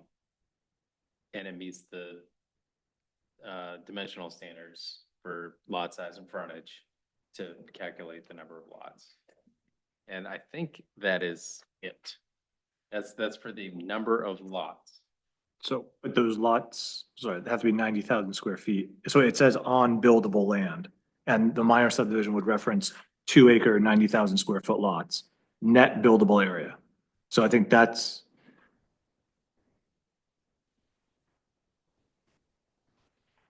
Yes, I mean, you can only use 300 feet off that road for the front lot because the back road needs that 300 feet of frontage. The only frontage it's getting is from the private road, right? So that front one, if you're 300 by 300, you're 90,000 square feet. If it's a straight hay field, you're fine. But if you've got any wetland in there, so again, if you have like, say, 30,000 square feet of that, so a third of it is unbuildable, you have to pick up more frontage off the public road to get to 90,000 net buildable, which will eat into where you can put your next road and the next lots down the line if you have like 3,000 feet of frontage. I don't think, to me, every square inch of road should not be buildable. It should just be that within that 2-acre lot, there's enough buildable land that you could put a home. Not that you could put a home anywhere Well, along. it's not about the, I mean, in the minor subdivision, you have to have 90,000 square feet of net residential, net buildable or net residential area. I don't know the specific term. So our idea was not just take a flat piece of paper and just draw whatever you can on it. Like, that's why we were talking about that context map and showing the buildable and unbuildable areas, because we wanted it to your point earlier, we didn't want to allow people to suddenly put more than they could have before.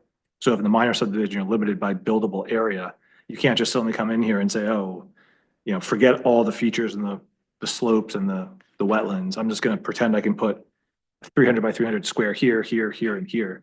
It's got to meet that 90,000 net residential. Yeah, I think each imaginary lot should have 90,000 square feet of whatever buildable land. Right. Or whatever they need for the home. But to me, like, that's not the same as, like, that 90,000 square feet doesn't necessarily need to be directly on the road frontage, like, because, What I'm saying is for the back, like, so draw the 4 squares, right? yeah, So the back lots, their only frontage is coming off the new road, which is limited by 300 to 600 feet, and you have to have a minimum of 300 feet of road frontage. Yeah. So those back ones have to have 300 feet. So the front lots can only use the first 300 feet of that new road. yeah, So the only way they can get more is by going further down the public yeah, road. that's true. So they get wider and they start eating up your public road frontage, which limits how many additional roads and lots you can start putting in. Yeah, that's true. So that's why there's kind of a default 600-foot buffer between Minimally, each minimally. imaginary subdivision road, because this land is eaten up, the road frontage is eaten up. So yeah, that does make sense that under the old major subdivision thing, in order to put 4 lots in, you would need 600, more than 4 lots in, you would need 600 feet of, if you want 8 lots, you'd need 600 feet of road frontage, I guess. Assuming everything's buildable. Yeah. So in the section, I think it was 908C. It had some, and I'm not looking at it right now. So it says, it references minor subdivision. Yeah. And then in the next item B, it talks about a 600-foot road. I want to go to the minor subdivision to understand where I don't see the 90. And maybe, What was that minimum lot size? okay, so that's just. So it's just indirect reference. Okay. How much of that would need to be buildable? Yeah, that's. Well, it's 90,000 net buildable, right? It's the overall, that net residential calculation comes out of the full property. So you have to, like, if you had a 100-acre property, you would say, we've got, 10 acres of wetlands, we've got 5 acres of steep slopes, and other, other non-buildable areas. And then that leaves us with a net of, say, 65 acres of buildable divided by 90 to give you the overall number. That's the capped number. Yeah, as I'm saying it wrong, and I'm not referring to the density or that cap. I'm just saying that within the zoning ordinance, I have to find the table.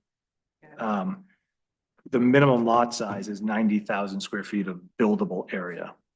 There's some sort of definition around that where it's not just 90,000 square feet, it has to be buildable. My interpretation is if you have 90,000 square feet, there may be wetlands on there. You put your house and if you use up some wetland, Yeah. then you get a permit. Yeah. That is yours to figure out how to. Yeah, pay. I would say that instead of, to me, my interpretation is that not every square feet of the 90,000 of the 2 acres needs to be buildable. But that if you're drawing lot size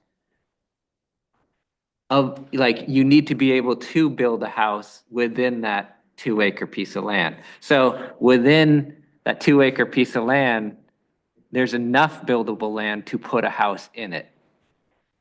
Not that every square inch of it is buildable, because that's not the way it is now. When anybody buys a house, they might have a stream that they can't build on, but they still counts as a 2-acre lot, as long as they could build on that lot. I speak. I do hear what you're saying, but I think in the ordinance, at least the way the ordinance has always been interpreted, is that you have to have 90,000 square feet of buildable net residential area. Okay. Yeah, so page 45 is the table I was looking for. Yeah, and it was explained at the top of 43. Okay, at the top of 43. Yeah, it's kind of getting the net and the gross of the unseen area. And while I've got the mic for a second here, it does say on page 116. There's too much bouncing. Yeah. It does, when describing, in the minor subdivision, when describing how many lots you can fit, it says a maximum of 4. Yeah. In the minor, but we're just using that. If you're using that to calculate density. Right, then you can add, because it's really a major, they can add more lots.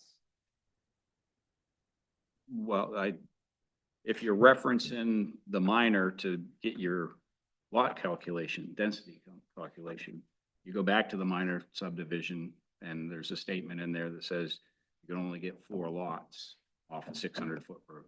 Oh, okay, yeah, right. Right, and then lots would reference back to the table on 45 that says minimum lot size is 90,000 square feet. Minimum net residential area, 90,000 square feet. Right, or is that? Where are you looking right now, Brian? Page 45. So on a minor subdivision, if somebody cuts off 2 acres of land, we're saying to them, every acre of that 2-acre land needs to be buildable. If you have a part of that 2-acre land that's not buildable, you need to add more land onto it in order to subdivide? Yes. We're, okay, So, yeah, that's interesting. That's very unique. Yeah. that's how we've interpreted it in the past with other Yep, things. and I see Wow. that on this chart, it talks about minimum lot size. And separately, it talks about minimum net residential area, and that is described above. Normally, that only applies within a subdivision. But in this case, it appears that it applies to every Division. every lot in town, whether it's in a subdivision or not. It's just showing Tim on page 43. Is this what you were talking Yeah. about? The codes enforcement officer or planning board shall make the final determination of net residential acreage area.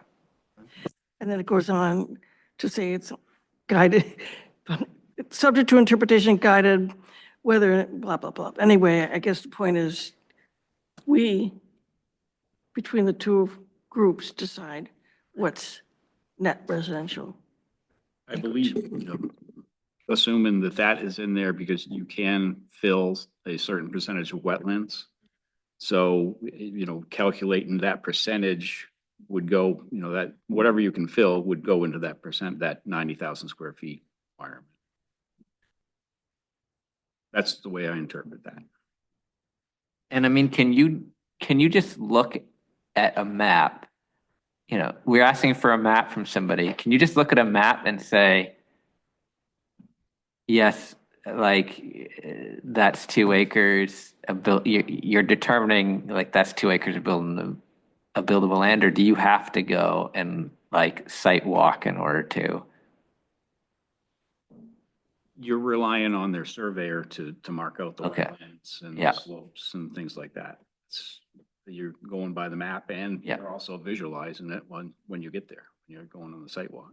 Well, I'm saying, but like, because we're having them make up kind of an imaginary map to get I mean, it's with real features, but then they're drawing fake lines on them that they're not actually going to build on. So it doesn't make sense. It makes sense if you can look at the map and say, based upon the data in this map, yes, I agree that that's 2 acres of buildable land and that's not. And then we can move on without having to do like a site walk to determine buildable land, because that would be overly onerous at kind of this stage, right? Should be on their surveyor. to- Yeah, we looked at, just like we looked at the last project. Yeah. They had all the buildable Yeah. land, and it was just a matter of plugging, like laying out this Yeah. imaginary. It wasn't factored into that lot density map. Right, Yeah. they That was didn't the do issue. it, they didn't do it right. Yeah. You were telling them how to do it. They did wetlands, they didn't do the steep slopes. Yeah. And they just drew a square box that was 90,000 square feet. They didn't subtract out the unbuildable area. Right, Yeah. So that's always been a limiting factor. So it was the 600 feet and that 90,000 net residential area that were the limiting factors that start eating up your road frontage that allow you to put more roads and more lots in. And that was the intent. And that we went back and forth on that a lot, yeah. but So if you remember my comment back in the public hearing before this was adopted, that was my point, was that, so every developer is gonna have to put 2 surveys together. One with a minor subdivision and then one with, what he's presenting. So. Well, isn't it one survey with 2 different lot lines, basically? Right, it should be, I mean, they're creating, just like the Stetson Farm project, they created the map that had all the information.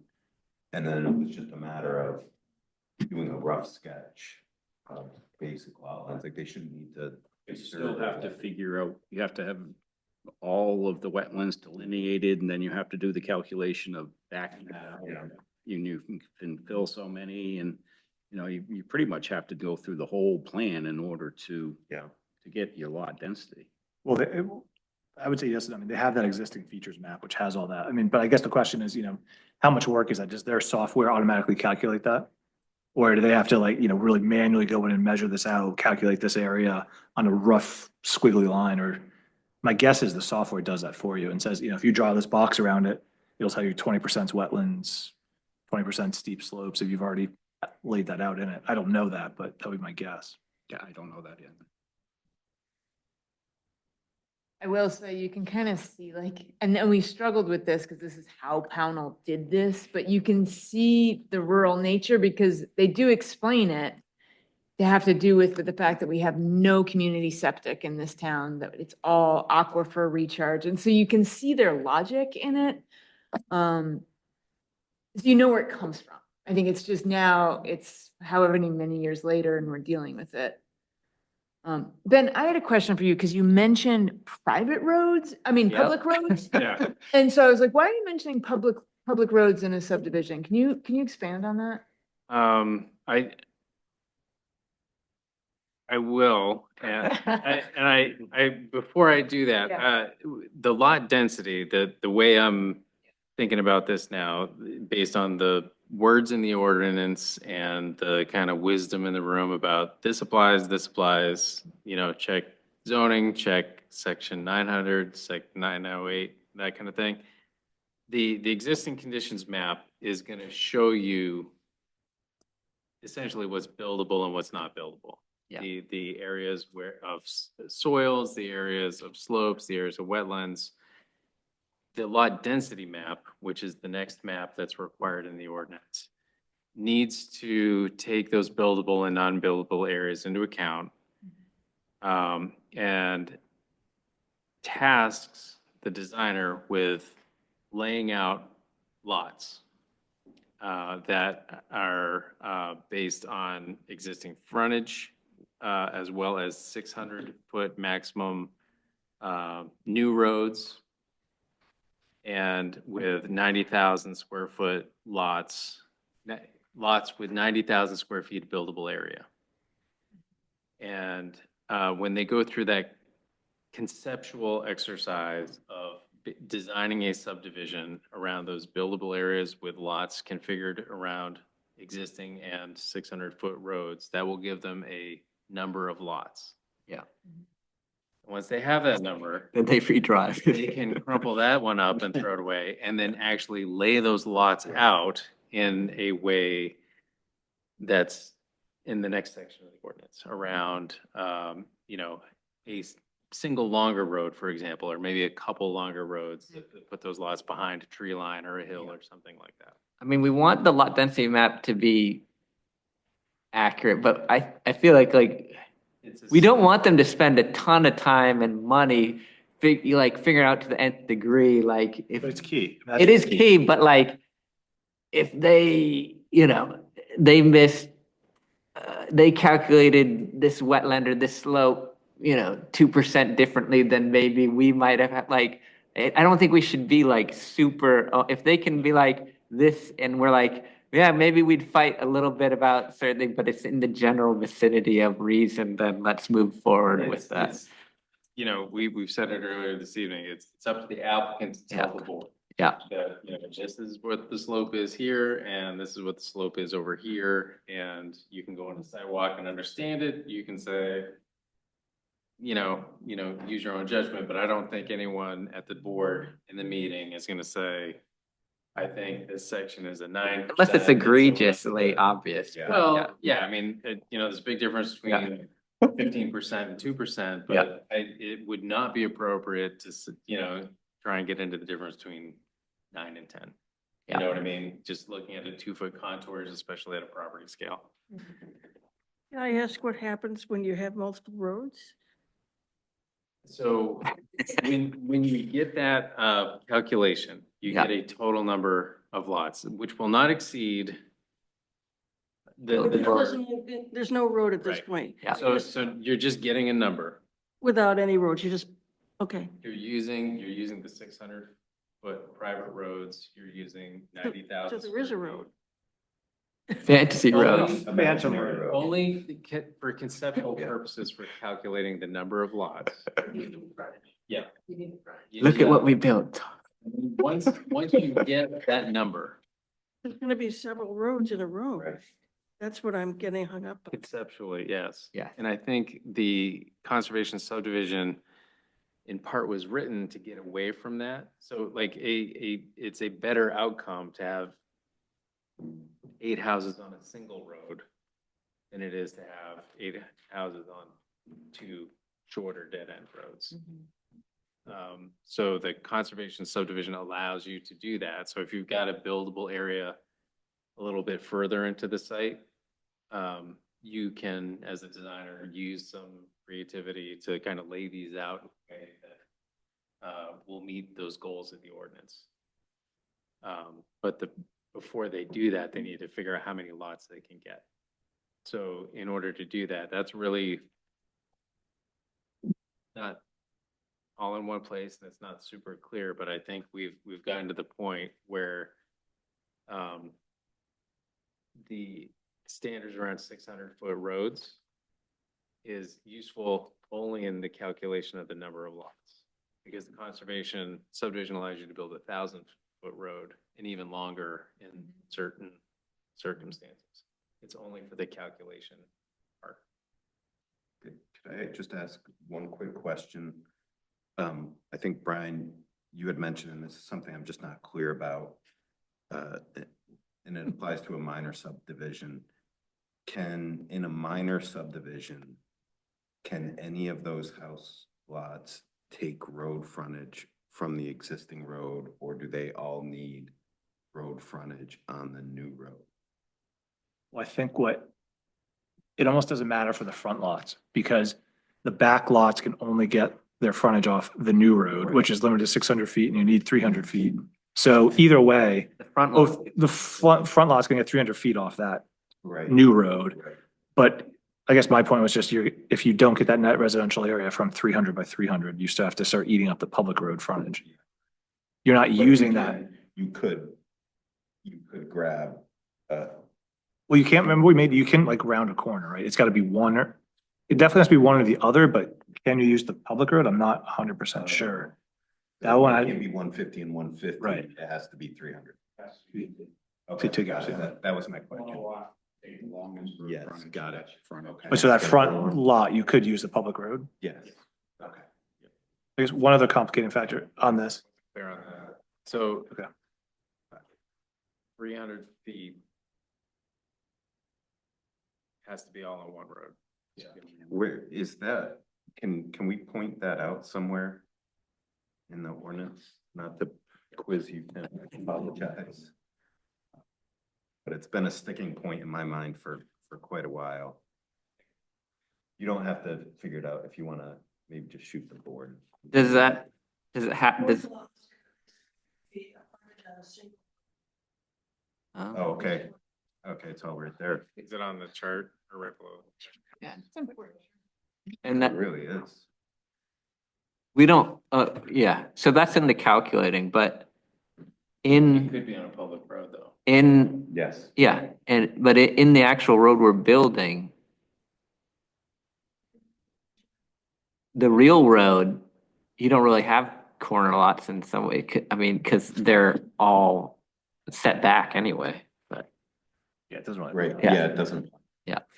But, all right, so when you're placing that imaginary 600-foot road, technically you've got to meet the road standards, right? So if you've got a 20% slope, you can't put that road there. So that's another potential limiting factor, right? Like you have to actually look at that and say, could you actually put a road here?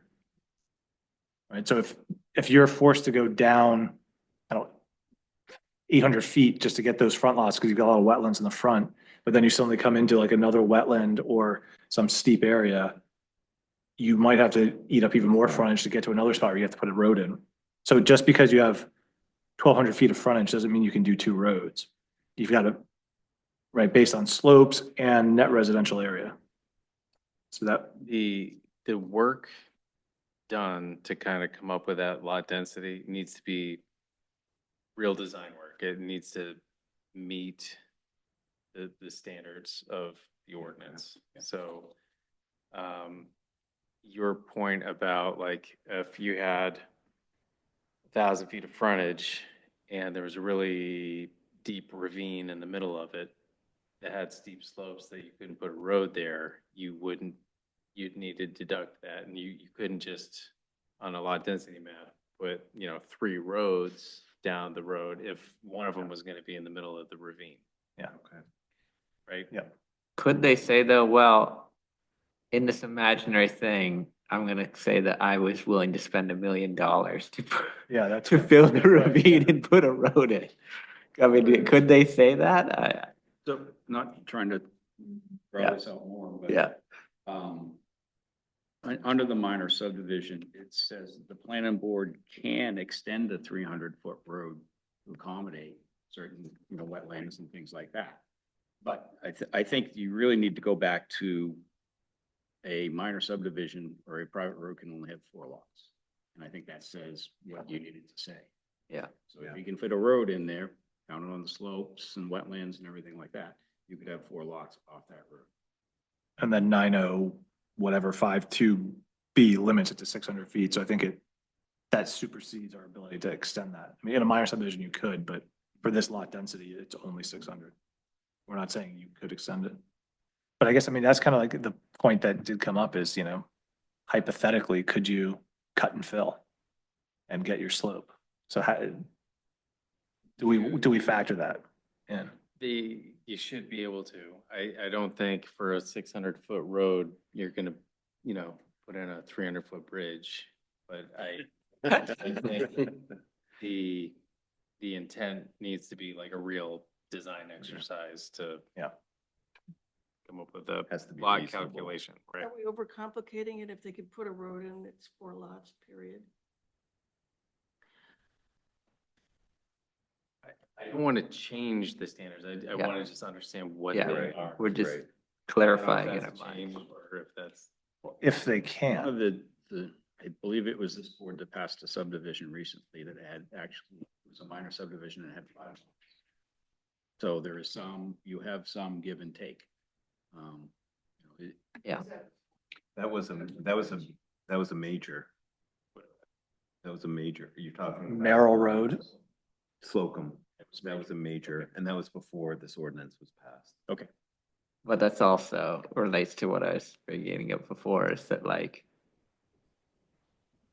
yeah, they were able to put 5 in, and was it because they could have put in a loop road or, like, did we factor in something else and then let them do a 5? Like we said, No, They okay, just had the frontage. Yeah, I don't Yeah, we just had recall the that front. They just had the they frontage. had a lot of frontage, Yeah. yeah, so then they could put Right. more there, yeah. But I can think of examples where the board has approved a road that was a little longer. Yeah. So that it didn't end on a hill, just to kind of get it up onto a Yeah. flat turnaround area. Yeah. So with a little reasonable flexibility. Yeah. The lot density calculation map needs to take into account the 600-foot roads, can use frontage on public roads, 90,000 square feet of buildable area in each one of the lots. Corner lots need to have 300 feet of frontage on a single road, so you can't have split frontage. And is there any other qualifications to that I limiting? think just factor? the road standards within reason. Right. Right. Widths. Well, widths, but just also the slope really, which, we saw in the last one. But you gotta figure in the widths too, if you have multiple, if you have enough road frontage for more than one road, have to know how much. Well, actually, yeah, that kind of came up in the last one. I was looking at it. Are we talking? So a road has to be 20 feet wide, 60-foot right of way. When you're measuring off that, so the road's gonna take up 20 feet. You're not measuring from the center line. Minimally, you're measuring from the edge of the road, or you're measuring from 30 feet off. Well, what, 60-foot right away minus 20, 40. Yeah, it's 30. So 30 feet, yeah, 30. Are you measuring off that right away or the edge of the road? For the lot, because you have to have a minimum 50-foot width. So you measure it off the right of way. You would be off the right away. I agree. Okay. Because we had an instance where there was 149 feet. If you were measuring off the edge of the road, I think you could get 2 lots in there. Because you have 50 feet, but if you're talking about the right of way, you've taken up 60 feet of that 149. You're at 99 feet and you'd be limited. So I think that's an important distinction, is the right of way versus the edge of the road.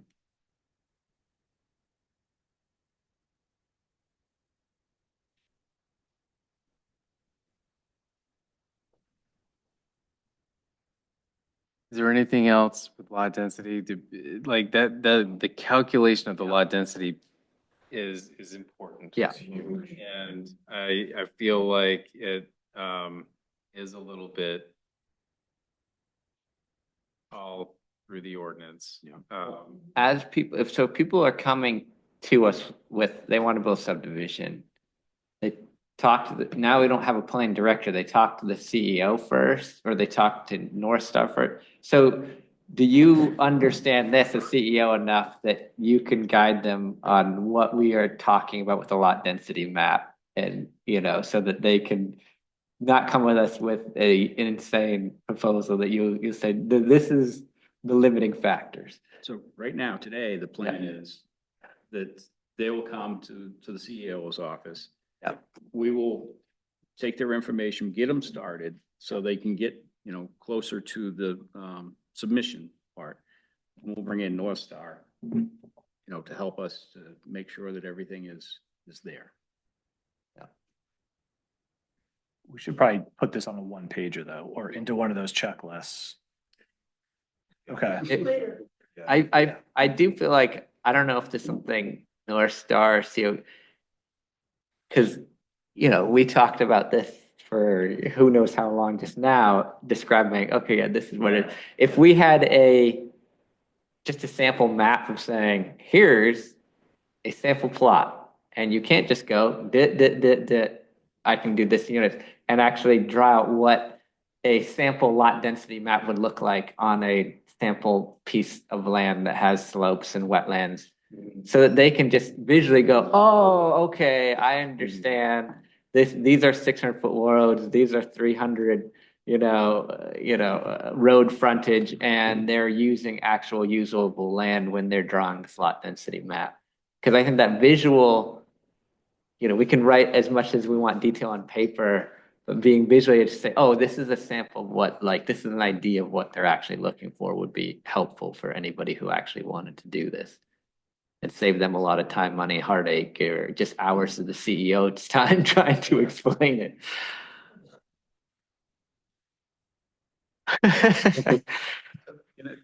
I think we're done with this. Yeah. But Yeah. I'd just like to make a comment that I agree with Orion that I don't think it's real fair to the property owners to do it this way in every case.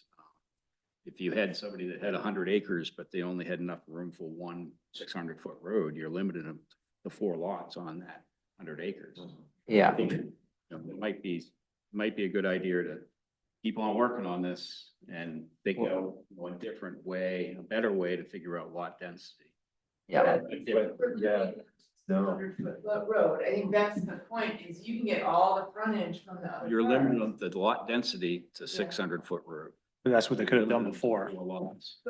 That's the point. Well- We're limiting to what they could have done before. We're not But- allowing them to do any more Right. than they So could have that- done before. Is a very important clarification, because I think it is, it could be a policy discussion, should it be, but I think under the prior rules, like that Well, that's, property owner would have been very limited in what they could have done without. Under the major subdivision, it's not in front of me, so I can't defend it, but you could go in further, you could have a longer road and you couldn't in a major subdivision? No, 600 feet. Really? Yeah, it was just called major if you had more than 4 lots. So in the major subdivision, you could have a through road as long as it didn't connect on the same road. Right. So how do you get 600 feet? Didn't that get limited somewhere? I was trying to find that. Like there was some ordinance change where you couldn't do a through road, or we did something. We did it, that was a call that they made during the process. They threatened to, and this is my understanding, not having been on the board at that time. They threatened to do a through road, and they got some adjustments in road length, and they were able to do a cul-de-sac. So they were able to extend the road, which allowed them to build a couple more houses Yeah, that's the next big question is, yeah, what is the deal with roads and through roads and how does that affect what they can do? Once you calculate the lots, then it's time to lay them out on the plan. And this was, when I was going through the ordinance, this is now getting to the part where I was like, well, there is something in the ordinance that says a road cannot have more than one connection to a single road. And that is Okay. like the That was- Rainbow Road. Yeah, it's a horseshoe, yeah. Loop Road, where, you can imagine that scenario, but it doesn't, in my understanding, say anything about Mhm. going all the way through from like one road to another road, whether it's in a straight line or whether it's, a giant like corner. Yeah. And I don't know that there's anything wrong with that, but I don't know if that's been allowed or if there's something in the ordinance that says it's not allowed. Would that though affect the lot density map as well? Like how does a through road incorporate into, like if they're like, I could build a through road and so then I could build private roads off of more private roads off the through road. Is that allowed into the current ordinance or? Again, I don't want to talk about applications in front No, of not Rick, this one, but but in general. you can imagine that for sure. Yeah. And I think what we've all agreed is that would not be allowed. Yeah. Because of the 600-foot restriction. I think for purposes of calculating the number of lots, that seems very clear in the ordinance now that we know the different places to look. If the CEO's point, if there was a property owner, they had 100 acres, but they didn't have a lot of road frontage. They couldn't come to us and ask for, I want to do a big subdivision. Could they go to the town and say, I want to build a public or a private road that connects something? And then once that was legally established, then they could build subdivisions off of it or something? Is that like the process somebody who had a ton of land would take? Or like, That would be my guess. yeah, yeah. So yeah, someone who has a bunch of land, we're not saying you could never build on ever, but it's not the process here. You need to go to the town and do something with roads that's different than what. Large part of it, it's not fair for landowners to restrict it so much. And how do we make it fair? Well, I don't think it's up to us to make it fair. It's up to the town to allow some different type of road things and then they can come to us. Applicable to a small parcel and a big. But we're not making it any less fair than it was before. Yeah. True, that's true. So for example, there's a property behind my house. It's 150 acres. They have 300 feet of road frontage and that's it. I mean, they couldn't do anything for this ordinance. They can't really do anything after that ordinance. So you'd have to completely change the ordinance, I think. Yeah, I mean, the select board could say, direct us. We don't think it's fair for large parcels. We want planning board to come up with a plan for large parcels of how they could do more. We haven't been directed by the select board to do that. So we're just going off of what has historically been the rules, basically. I guess my point is, you have what you have right now. but Yeah. You want to think about changing it, you might think.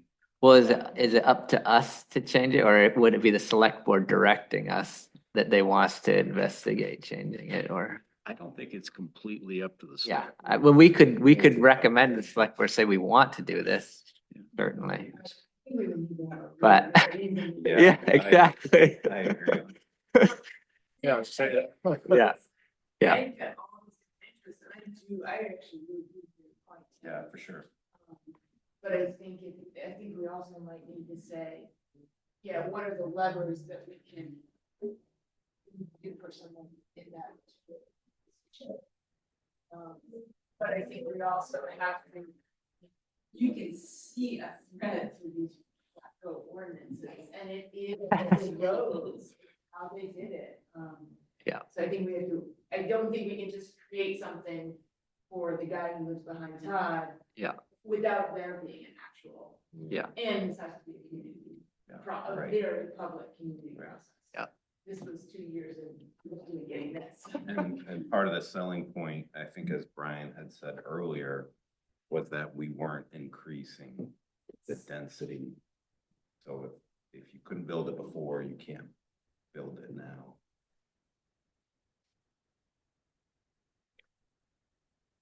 All right. I feel like that was a good refresher. Now I That was remember really- what we actually built and what we did. learning for me, that's great. Oh, yeah. Yeah. Page. I couldn't, I had a hard That's time finding impossible. everything. Well, we could put together Yeah. a checklist, one page that spells all this out. I don't think we need to make a change to the ordinances, just kind of lay it out. You want to do a conservation, here's a little handout, maybe an Yeah. example layout. A lot of the samples online have that, like, it's really nice. Yeah. So is there a volunteer? Mercedes? I would love to do that. That would be a good exercise for me, and I cannot wait to tackle that this month. Yeah, Thank you. yeah. Impressive.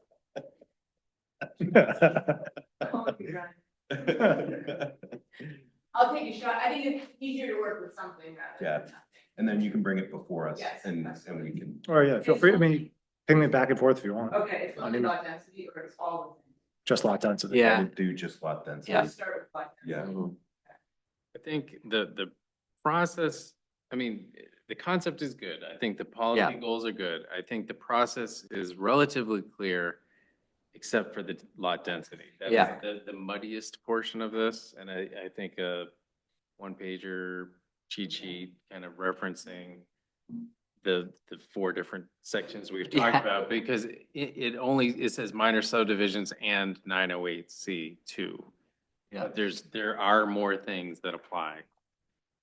So that would be useful for sure. And then that's all at the conceptual plan. And then it goes to preliminary plan and then final. And I think those are more straightforward. Submission requirements, performance standards, submission requirements, performance standards. And it's, I think the reason it's a little muddy was an emphasis that the board was placing around this collaborative, interactive process with applicants. The intent was to, put a little discretion into the ordinance so that the board is working with the applicant on the layout and design of this thing. And then once that's handled at the conceptual level, the engineering would take place and they take it from there in a more conventional process through preliminary and final. So I don't have any other No. things to hash out. I don't know if that kind of covers the ground you were Yeah. hoping to Yes. cover. Yeah, I think that was great. Guys, this is getting a little off topic, but I mean, once you do get to that next phase, after you've calculated your number of lots, it wasn't entirely clear here. Do we care if the conservation area is within the lots or outside the lots? We didn't really specify it. Right, so let's say you've got like 100 something acres, you could get to 8 lots, but you could do 8 little 1/2 or 2 acre lots that might sell for a couple $100,000. But what if, we want to incentivize someone to maybe be able to do just 4 25 acre lots on that 100 acres, but they put conservation easements on those 4 lots that were still restrict you down to 60% conserved. But now you can sell 4 25 acre lots that might, get $500,000 apiece. Do we really care as long as it's deeded conservation easement? So I think that's, within that conceptual phase, we're kind of talking about how you can do this. Yeah. Everyone's, looking at it as, I've got to conserve 60%, now I'm just down to the 40% that's left to put my little lots in. But maybe they can use the entire thing and do fewer larger lots that are higher value and Yeah. really spread stuff out. In the performance standards for Conservation Subdivision C on page 127. Number 1 is open space, and then 1A is open space design, and it says permanently protected common open space, which to me kind of precludes deed restricted open space on private property. Yeah, If it's full public access, so you have no No. ability to limit it. It- So like, I mean, you could do a public access. It could be a trail that's got a 10-foot trail easement, or you could just say all of this conservation land is public. So the developer would be writing that conservation easement and they could allow 100% public access on that area other than the restricted building area. It says at least 60% of the total land area of the subject parcel shall be preserved as permanently protected common open space. And it talks about open space ownership and maintenance further down. It talks about a homeowners association for the open space or the land trust for the open space. Yeah.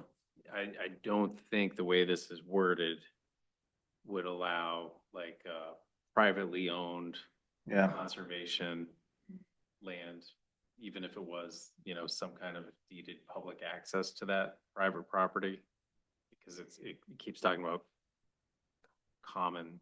Okay. Yeah, I guess I skimmed it, but that makes sense. So maybe that's something to consider changing too, because that would give people a little more design flexibility. It might incentivize. I've seen that in some communities, where they're a little less concerned about access to the property and more about like what Just will the green space. habitat value Yeah. of that land be.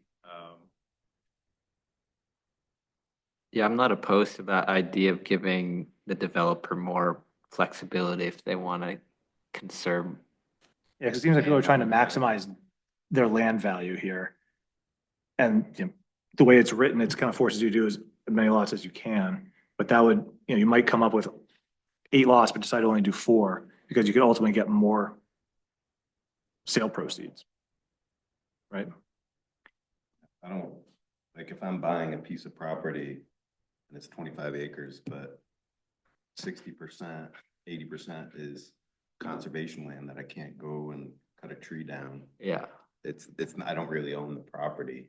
Well, it You is. might be able to do that. We did allow forestry and farming on it. Yeah. It was not totally conserved. The Yeah. part of it was to allow like use and it is not it.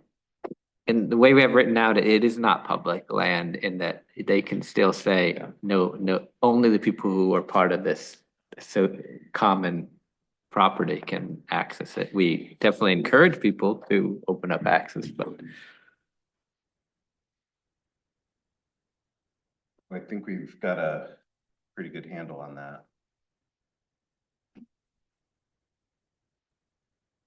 think maybe we should start thinking about wrapping everything up. yeah. CEO update. Do you have anything for us, Tim? I've been working on this. Fair enough.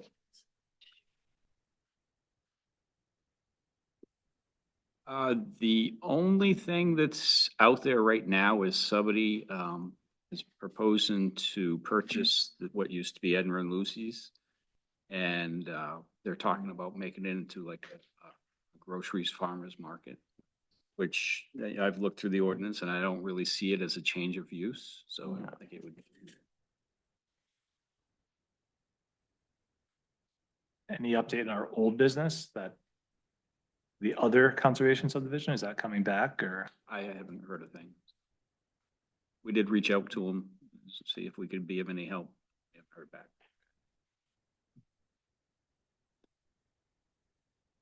The revised planning board procedures. Sent those out, Tim and Bill developed it. I think I made it fit on one page. I think everybody's okay. I'd like to get those posted on the website and in the town hall, and it'll be your go by and North Star's go by.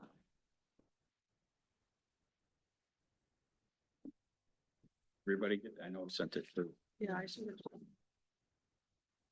And I think the key element is that what we talked about is the applicant comes to CEO first and then does the initial collaboration before bringing in North Star, which I think is great. So I don't know if we need to vote on this or we're just, I'm happy to vote on it if it makes it easier.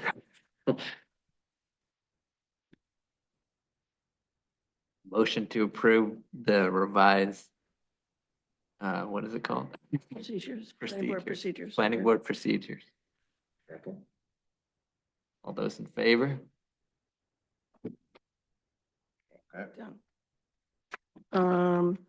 Let's see, just a couple quick things. The only communication was a request for the minutes, and I explained to her that the draft, I guess we can send out draft minutes, but I haven't, she didn't push it, so I said, this is when they'll be coming out. And the other things I have is, Donna Mercedes, your terms are up this year. My turn's up? No. It's your ripcord. At least that's what the website says, so. So I can anticipate voting on that after town meeting, which is this Monday at 7 PM. That's not a town meeting vote. No, but I mean, after town meeting is like the start of the new Exactly, yes, July 1st. fiscal year, I'm sorry. Yes. And also, you got an invitation to the ribbon cutting for Estabrooks. I'm planning to go because I think it'd be interesting. And Public Works Department, are we getting a new person or? Yeah, the road commissioner has resigned. I think he's working until the end of this month. And the job has been posted. So, and I that's as far as I know. I think right now we don't have any outstanding need for that letter except for this, the application. So that's all I have. There was a article in Maine Biz about Estabrooks Greenhouse. If people are interested in more information about it, I thought it was interesting.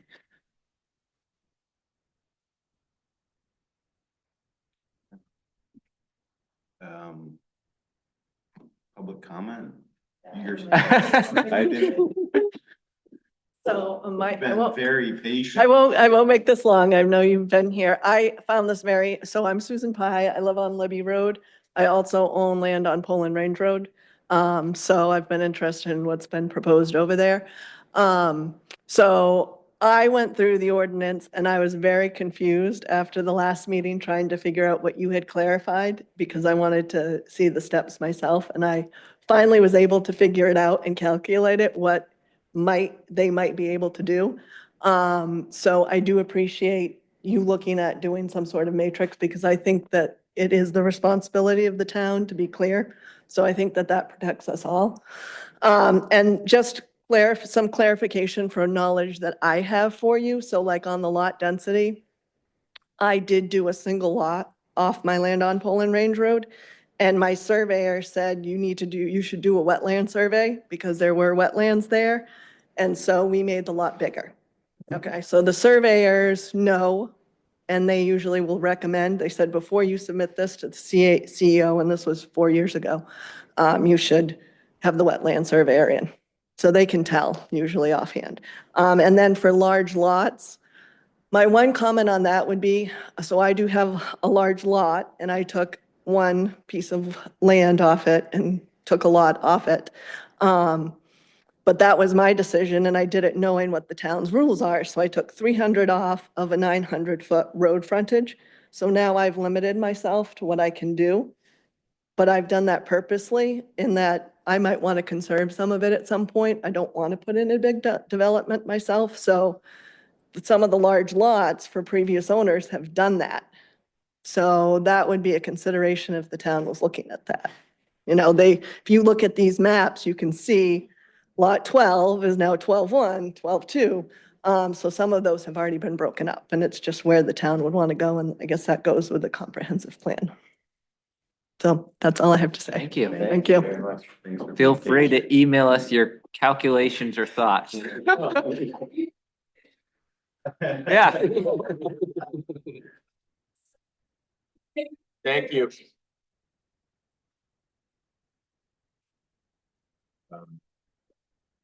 Next month agenda, Brady should be on that.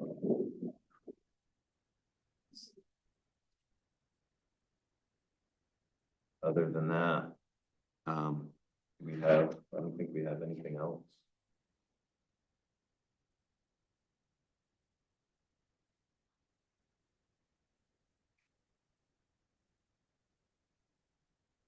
Good meeting. I think it works well. I really appreciate you guys being able to take some of the load. I hope you don't mind me asking you to do. And if you have ideas on what we need to look into, feel free to shoot me an email and we can do that. So I may reach out to you guys as Brady's project evolves. I have really appreciated that you at least like are identifying areas of everything that comes on our agenda. And so I really appreciated that because it means that I know kind of what I should be looking at before. So even if you're not assigning it to us, but saying these are the punch, like I think that's a really valuable for the board. Yeah. So I appreciate that.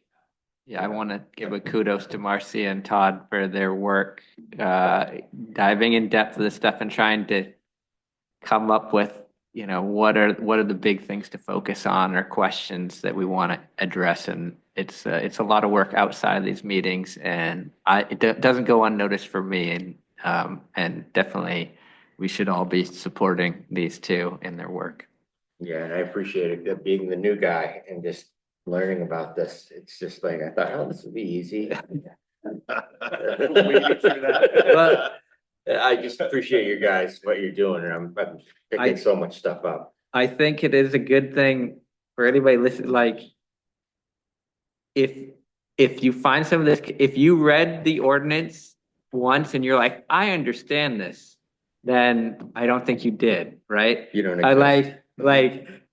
if you read it and go, I have a lot of questions, that means you actually are on that means you're good for being on the planning board, because that's why it's a board and not one person. We all can read it and catch different things that we think create question marks and might need more clarity, and us working together to identify that and work through it is what makes it work, and having experts like your CEO and North Star guide us as well. So we don't have degrees in this, and so it helps to have technical expertise guiding us as well. Sure. Yeah. All right. I move to adjourn the meeting. All in favor? All right. Thank you.